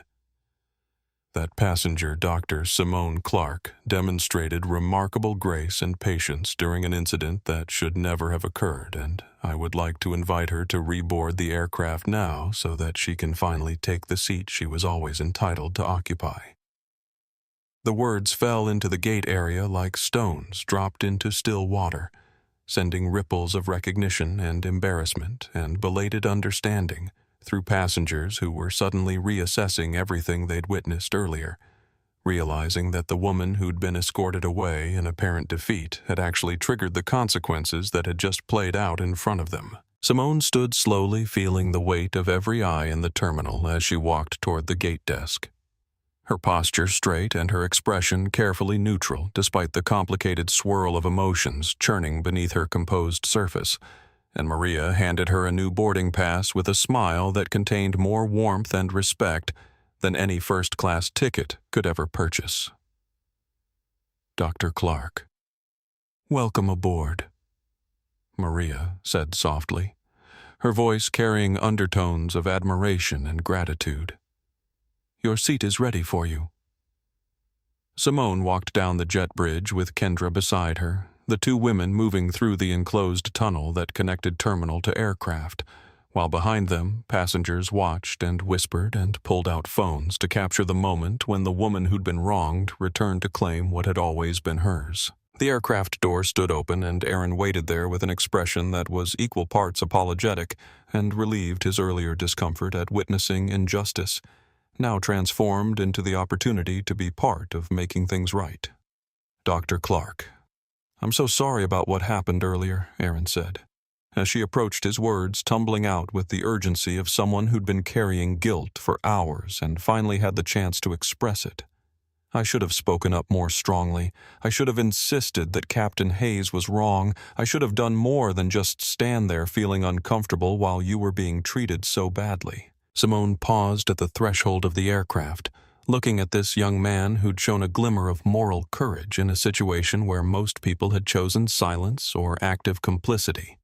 And she understood that his apology mattered not because it changed what had happened, but because it represented the possibility that good people could learn from witnessing injustice and choose differently next time. Aaron, you did speak up even though it was uncomfortable and risky to contradict your captain. That took courage, and I appreciate it more than you probably realize. The fact that you felt guilty about not doing more tells me you're exactly the kind of person this industry needs in positions of responsibility. She stepped into the first-class cabin and found herself facing Tyler Preston, who'd gone very still in seat 2B as he finally understood that the woman whose seat he'd taken was standing right in front of him, that the delay and drama and crew terminations had all resulted from his passive participation in an injustice he'd found mildly amusing at the time. Tyler's face had gone red with embarrassment, and he fumbled with his seatbelt with shaking hands. His earlier entitlement completely evaporated in the face of accountability that had finally caught up to his casual complicity. "I didn't know," Tyler stammered, gathering his things and standing awkwardly in the aisle. "The captain just told me this was my seat, and I didn't ask questions. I didn't think about why you'd been turned away. I just took what they were offering and didn't care about anything except my own comfort." Simone looked at him for a long moment. This young man who represented so many people who benefited from injustice without ever having to confront their role in perpetuating it. And she chose her words carefully because this was an opportunity to either shame someone into defensive backlash or potentially plant seeds of genuine understanding. "Tyler, the next time you're offered something that seems too convenient, something that comes at someone else's expense, I hope you'll remember this moment and ask yourself whether you want to be the kind of person who questions unfairness or the kind who just enjoys the benefits without caring how they were obtained." Tyler Preston made his way down the aisle to the middle seat in row 12 that had been hastily assigned to him when the gate agents had reshuffled seating assignments to accommodate Dr. Clark's return to her rightful place, and every passenger he passed seemed to look at him with a mixture of judgment and pity, recognizing him as the person who'd been sitting in the disputed seat and making their own assumptions about his character based on that association.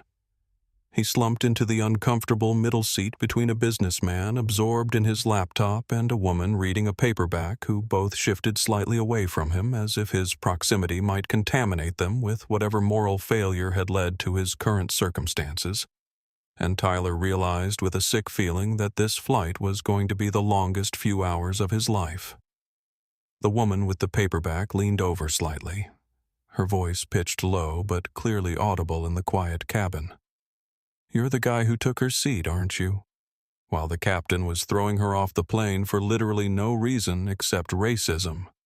"You just sat there enjoying your upgrade and didn't say a word." Tyler wanted to defend himself, wanted to explain that he hadn't understood what was happening, wanted to claim ignorance, as if that somehow absolved him of responsibility for benefiting from discrimination.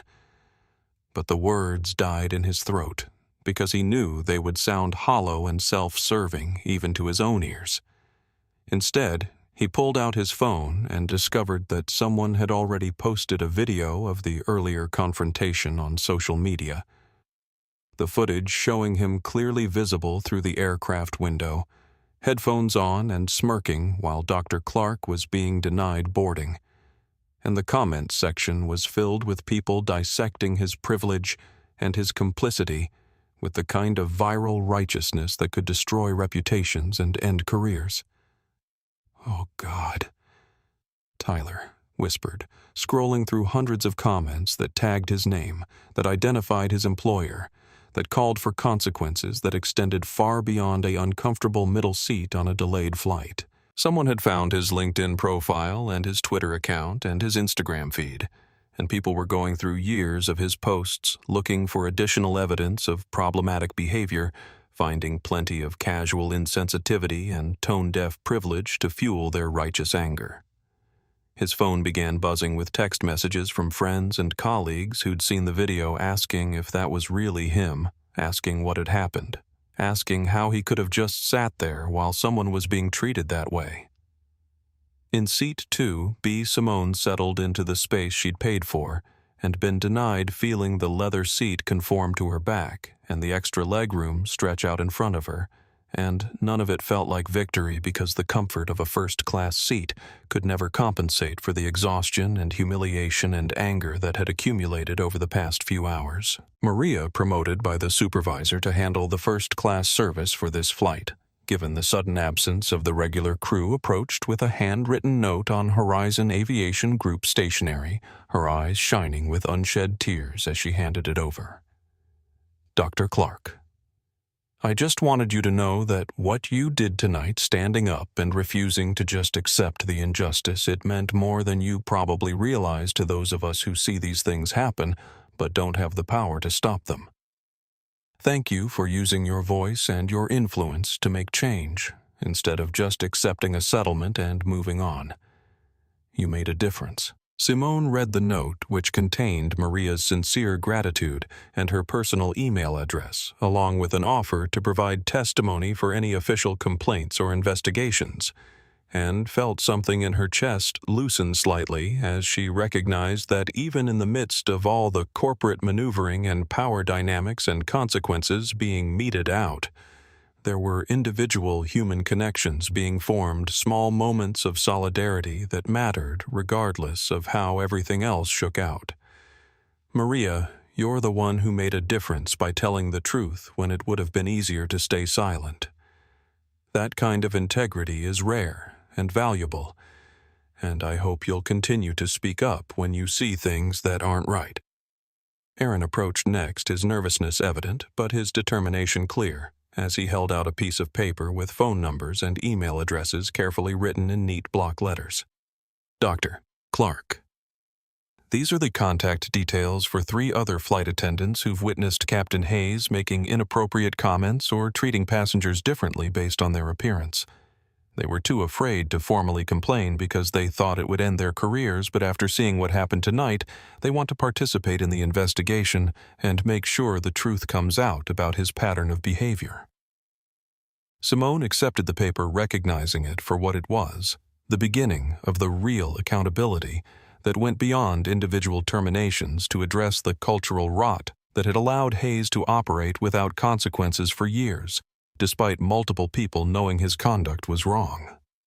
Thank you, Aaron. Make sure they know that their participation in the investigation will be protected and that speaking up now takes tremendous courage. And please tell them that I meant what I said to you, that people like them are exactly what this industry needs in leadership positions. The replacement captain, a woman whose name tag identified her as Captain Patricia Williams, made an announcement from the cockpit, her voice carrying the calm authority of someone who'd spent 30 years flying and had seen enough of aviation's evolution to understand the significance of what was happening tonight. Ladies and gentlemen, I apologize again for the delay this evening. I'm Captain Williams, and I'll be flying you to San Francisco tonight along with First Officer Rodriguez. I want you to know that Horizon Aviation takes the incident that occurred earlier very seriously, and the actions taken tonight represent our absolute commitment to ensuring every passenger is treated with dignity and respect, regardless of who they are or what they look like. Now let's get you folks home. The aircraft pushed back from the gate 2 hours and 47 minutes late, the night air cool against the fuselage as the tug vehicle maneuvered them into position for taxi, and Simone watched through her window as JFK's lights spread out beneath them in the geometric patterns of runways and taxiways, the controlled chaos of an airport that never truly rested, no matter how late the hour grew or how many delays disrupted the carefully orchestrated dance of arrivals and departures. Captain Patricia Williams's voice came through the cabin speakers with updates on their taxi sequence and expected flight time, her professionalism evident in every word, and Simone found herself relaxing slightly as she recognized the competence and confidence that came from someone who'd earned their position through decades of hard work, rather than having it handed to them through connections or privilege. The takeoff was smooth despite the late hour and the aircraft's extended time sitting at the gate, the powerful engines accelerating them down the runway until that magical moment when the wheels left the ground and they were airborne, climbing steeply into the night sky, while New York fell away beneath them in a sprawl of light and shadow. Simone closed her eyes and let herself feel the exhaustion that had been building since the moment Captain Hayes had first blocked her path. Let herself acknowledge the emotional toll of fighting a battle she'd never asked for but couldn't walk away from once it had been thrust upon her. Her phone, still functional through the aircraft's Wi-Fi system, buzzed with a message from Kendra, who'd been communicating with the Horizon legal team throughout the boarding and departure process. The Memorandum of Understanding has been signed by Whitmore and countersigned by our attorneys. All terms are now legally binding with specified timelines and consequences for non-compliance. Independent Oversight Board formation begins Monday morning. You did it, Simone. You actually forced real change. But Simone didn't feel the satisfaction that Kendra's words implied she should feel, didn't experience the triumphant vindication that she'd imagined might come from successfully wielding her power to hold people accountable for their discrimination and force institutional reforms that might prevent future passengers from enduring what she'd endured tonight. Instead, she felt empty and tired and somehow diminished by the entire experience, as if fighting for basic dignity and respect had extracted a cost that couldn't be measured in contractual terms or policy changes, but lived somewhere deeper in her sense of who she was and what kind of person she'd become. The older woman across the aisle who'd witnessed the initial confrontation and stayed silent cleared her throat softly to get Simone's attention, and when Simone turned to look at her, she saw genuine remorse written across features that suggested a life lived mostly in comfort and privilege. Dr. Clark, I need to say something to you, even though I know it doesn't change anything about what happened.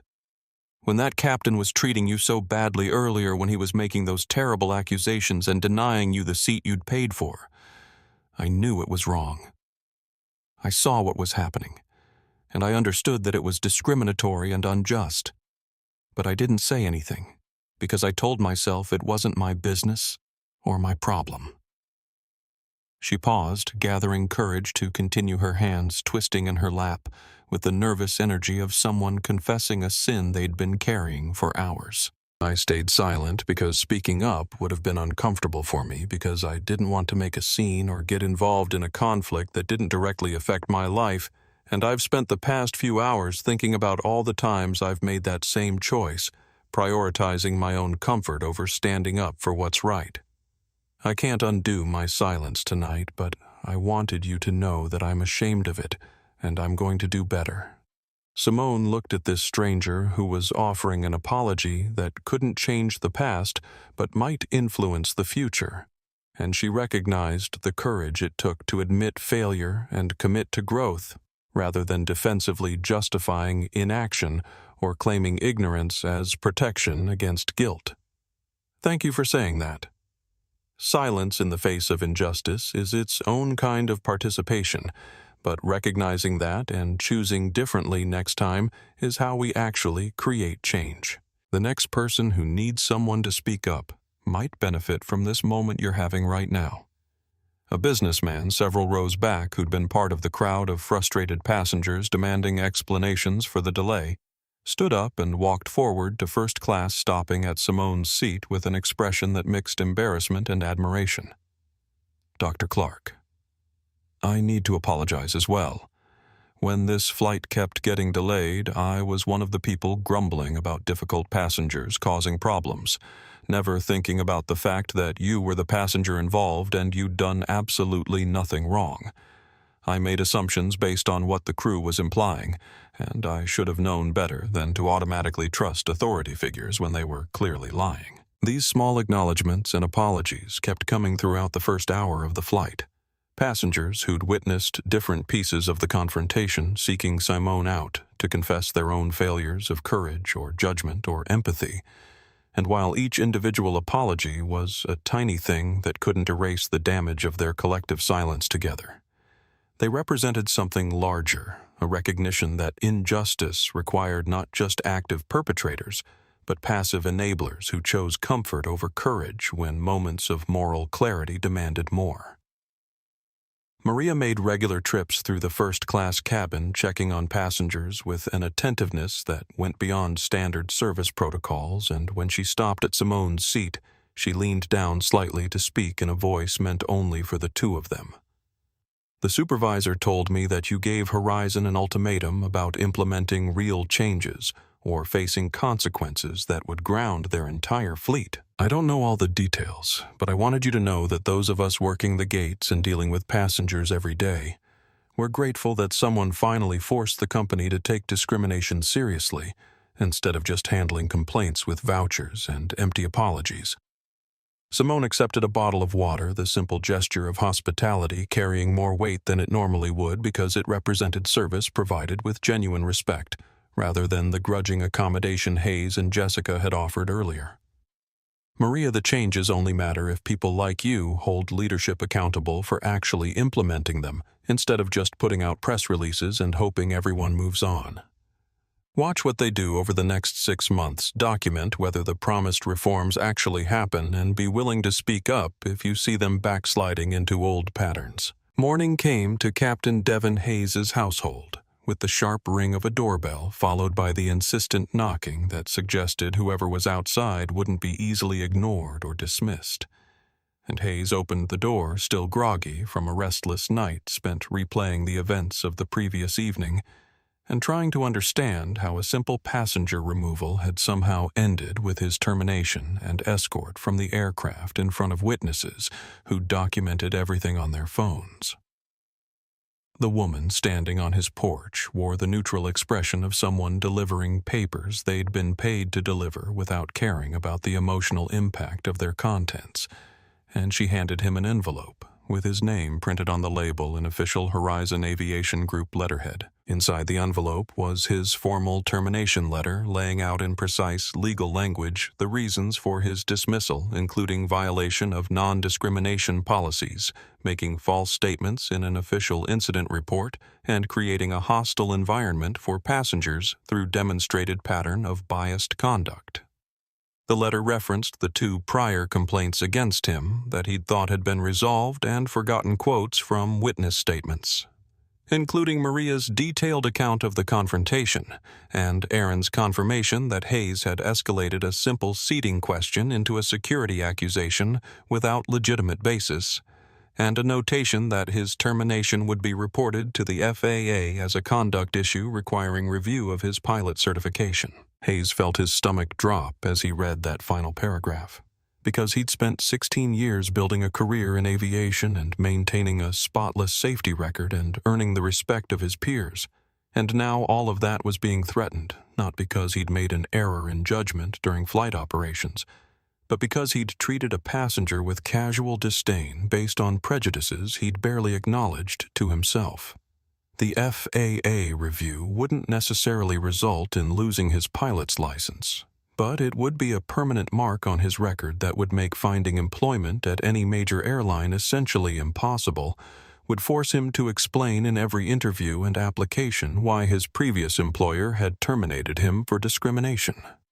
Jessica Hayes received her own termination letter along with a detailed accounting of how her false statement about Dr. Clark's behavior at the gate had violated multiple company policies regarding honesty, integrity, and passenger treatment, and she sat at her kitchen table crying while her husband tried to make sense of what had happened and how his brother's casual racism had somehow triggered consequences that were destroying both their careers.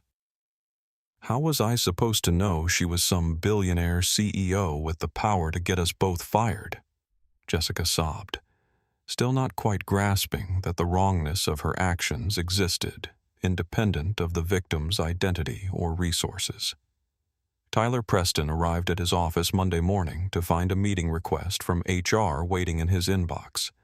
The subject line reading simply, "Discussion," regarding recent social media incident, and he spent the elevator ride to the 8th floor trying to prepare explanations and justifications that might salvage his reputation and his position at the tech company where he'd worked for 3 years. The HR director sat across from him with a tablet showing the viral video of the confrontation, the footage that had been viewed millions of times over the weekend and had tagged the company repeatedly through Tyler's LinkedIn profile and his bio that proudly announced where he worked.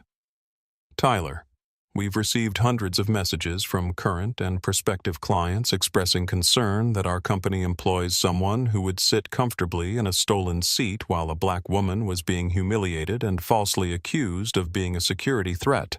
The HR director explained, her tone professional but firm. We've also had internal complaints from employees who are questioning whether they want to work alongside someone who demonstrated such a profound lack of basic empathy and moral courage. I'm not terminating you today, but I am putting you on notice that your behavior reflected poorly on our organization and our values, and any similar incident in the future will result in immediate dismissal.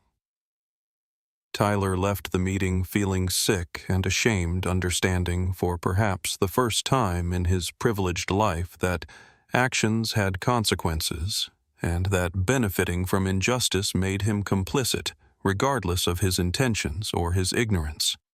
He spent his lunch break composing an apology that he posted to his social media accounts, acknowledging his failure to question what was happening and his willingness to accept benefits that came at someone else's expense, and while the responses were mostly negative and skeptical about his sincerity, a few people noted that at least he was taking responsibility rather than deflecting blame or claiming victimhood. The story broke in mainstream media outlets by Monday afternoon, with journalists picking up on the viral videos and digging into the details of what had happened and why Horizon Aviation Group had taken the unprecedented step of terminating a captain and flight attendant mid-service and implementing emergency policy reforms.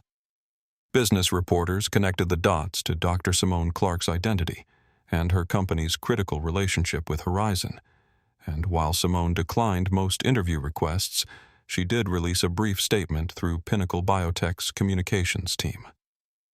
What happened to me at JFK represents a pattern of discrimination that persists in the aviation industry and throughout corporate America, the statement read, Simone's words carefully chosen to shift focus from personal vindication to broader implications. I had the resources and the platform to demand accountability, but countless other passengers face similar treatment without any recourse or protection. The reforms Horizon has agreed to implement aren't about punishment. They're about creating structures that prevent discrimination and ensure everyone is treated with dignity regardless of their identity or appearance. My hope is that other companies will see this as an opportunity to examine their own cultures and make necessary changes before they face similar crises. 3 months after the incident at JFK, Horizon Aviation Group released its first quarterly report on the discrimination complaint review process, and the numbers were both validating and damning in equal measure. Of the 47 complaints that had been filed over the previous 5 years alleging discriminatory treatment by Horizon employees, the Independent Oversight Board had found legitimate cause for concern in 38 cases, with 8 resulting in terminations, 12 in suspensions and mandatory retraining, and the remainder in formal warnings and supervised improvement plans. The pattern that emerged from the investigation confirmed what Simone had suspected, that Horizon's previous HR practices had prioritized avoiding liability and protecting employees over actually addressing discrimination, with complaints routinely dismissed as misunderstandings or personality conflicts, rather than investigated as potential violations of civil rights and company values. Lawrence Whitmore, who'd survived the crisis but had been forced to accept significantly reduced authority with the board installing a new chief diversity officer, who reported directly to them rather than through his chain of command, gave interviews acknowledging the company's failures and outlining the comprehensive changes being implemented. We had created a culture where our frontline employees, particularly those in positions of authority like pilots and senior crew members, felt they could make discriminatory decisions without consequence as long as they framed those decisions in the language of safety or operational necessity. Whitmore admitted in a statement that was remarkably candid for a corporate executive discussing institutional failures. The mandatory bias training that Simone had required proved to be more than pro forma checkbox compliance with Horizon, partnering with leading researchers in unconscious bias and discrimination to develop programs specifically tailored to aviation contexts and the unique power dynamics that existed between crew members and passengers. Every employee from baggage handlers to senior executives participated in multi-day workshops that used real case studies, including the incident with Dr. Clark to illustrate how everyday decisions could either perpetuate or interrupt patterns of discrimination. Maria, the gate agent who'd spoken up during the initial confrontation, was promoted to a newly created position as regional passenger advocate, with authority to investigate complaints and recommend actions without going through the traditional HR channels that had buried so many previous concerns. She took the role seriously, implementing a system where passengers could report incidents immediately through a dedicated app rather than waiting weeks to file formal complaints through customer service channels that were designed to deflect and minimize rather than actually address problems. Aaron, the flight attendant who tried to intervene during the confrontation, was fast-tracked through a leadership development program and within 6 months had been promoted to trainer, responsible for teaching new crew members about de-escalation passenger rights and how to recognize and interrupt discriminatory conduct by colleagues. He used his own experience of staying silent despite knowing something was wrong as a teaching example, helping new employees understand that passive witnessing of injustice made them complicit even if they weren't the primary perpetrators. Simone established a foundation called First Class for All, funded initially with $10 million from her personal wealth and structured to provide legal support for passengers who experienced discrimination on airlines, in airports, or in any transportation context. The foundation maintained a network of volunteer attorneys who could respond quickly to incidents, offered guidance on documentation and complaint procedures, and tracked patterns of discrimination across the industry to identify companies and specific employees who warranted closer scrutiny. Within the first 3 months, the Foundation had taken on 47 cases, ranging from passengers being removed from flights for speaking languages other than English to disabled travelers being denied appropriate accommodations despite advance notice and documentation. The Foundation also funded research into discrimination patterns across the airline industry, collecting data that revealed how frequently passengers from minority backgrounds experienced differential treatment in everything from boarding processes to seat assignments to interactions with crew members. The research, published in partnership with academic institutions and civil rights organizations, provided empirical evidence that what Simone had experienced wasn't an isolated incident, but rather a predictable outcome of industry cultures that valued authority and efficiency over equity and passenger dignity. Simone sat in seat 2B on a different airline exactly 1 year after the incident at JFK, flying home to San Francisco after closing another major contract, this time with a consortium of Asian aerospace companies who'd sought out Pinnacle Biotech specifically because of Dr. Clark's reputation for integrity and the changes she'd forced throughout the aviation industry. The passenger next to her was a young black girl, perhaps 13 years old, traveling with her mother in the seats across the aisle, and Simone watched as the girl pressed her face against the window during takeoff, her expression filled with wonder and excitement that suggested this was a significant journey rather than routine business travel. The girl turned away from the window once they'd reached cruising altitude and noticed Simone watching her, offering a shy smile that transformed into curiosity when she recognized something familiar in Simone's face. "You're Dr. Clark, aren't you? The scientist who makes the medical equipment for space stations? We studied your work in my engineering club at school." Simone felt something warm bloom in her chest at this recognition that had nothing to do with the viral videos or the discrimination incident, but instead connected to her actual life's work, the technology and research that had driven her since long before that night at JFK had transformed her into an accidental civil rights icon. "I am. And what kind of projects is your engineering club working on?" The girl, whose name was Amara, launched into an enthusiastic explanation of their current challenge involving designing emergency oxygen systems for high-altitude aircraft. Her technical vocabulary, impressive for someone so young, and her passion for the subject evident in every gesture and expression. Her mother listened with obvious pride, interjecting occasionally with questions that suggested she'd been encouraging Amara's interests and supporting her education with the same dedication that Simone's own parents had shown when she'd been a curious child, taking apart radios and dreaming of building things nobody had imagined yet. The hardest part is figuring out how to make the system work in really cold temperatures, Amara explained, her hands moving through the air as she sketched invisible diagrams. Because at high altitude, everything freezes and most materials get brittle or stop functioning correctly, so we need to find solutions that can handle extreme conditions without adding too much weight or requiring too much power. Simone pulled out her tablet and opened her notes app, beginning to sketch some concepts that might help Amara think through the engineering challenges she'd described. And they spent the next 30 minutes collaborating on designs and discussing material properties and testing protocols, in a conversation that felt like mentorship and friendship and hope all woven together. When they finally paused, Simone pulled a business card from her bag and handed it to Amara, along with a personal note she wrote on the back. "This is my direct email address, which very few people have. When you're ready to think about college and internships, reach out to me."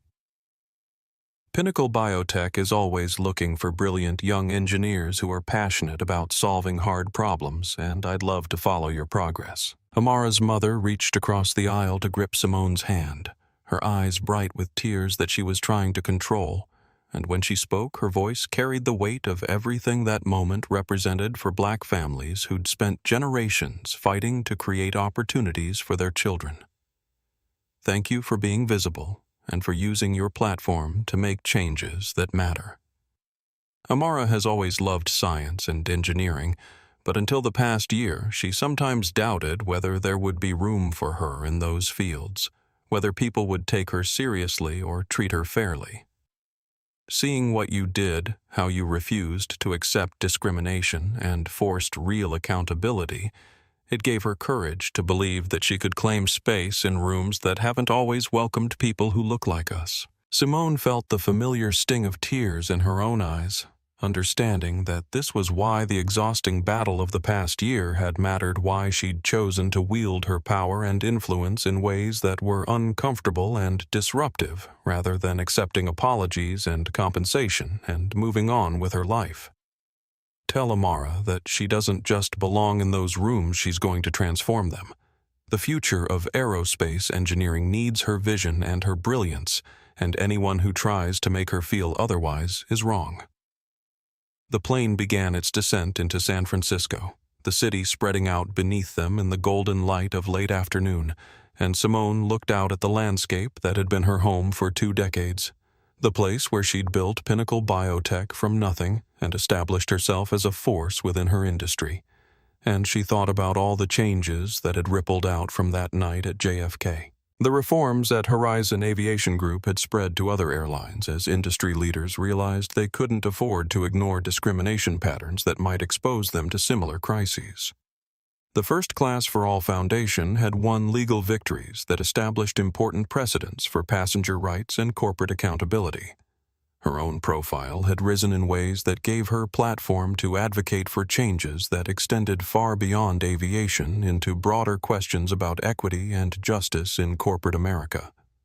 But more than any of those measurable outcomes, more than the policy changes and the legal victories and the press coverage, what mattered most was sitting next to her right now in the form of a 13-year-old girl who believed she could become an aerospace engineer because she'd seen a Black woman refuse to accept that she didn't belong in first class. That ripple of inspiration and possibility multiplied across thousands of young people who'd followed the story and internalized its lessons, represented the real transformation that Simone had fought for, even when she'd been sitting exhausted in the JFK terminal, wondering whether she had the right to wield her power the way she was planning to use it. The aircraft touched down smoothly, Captain Patricia Williams' voice coming through the speakers to welcome them to San Francisco and thank them for flying with the airline that had learned from Horizon's mistakes and proactively implemented similar reforms before being forced to do so through crisis. Simone gathered her belongings and prepared to deplane, and as she walked through the aircraft door into the jet bridge, she paused for just a moment to look back at the first-class cabin where she'd been sitting, the space that had become a battlefield and a victory, and ultimately just a place where people traveled while the real transformation happened in hearts and minds and systems that finally began to prioritize dignity over convenience. There was room for everyone now, and if that room had been won through conflict and consequences rather than being freely given, at least it was finally and truly there.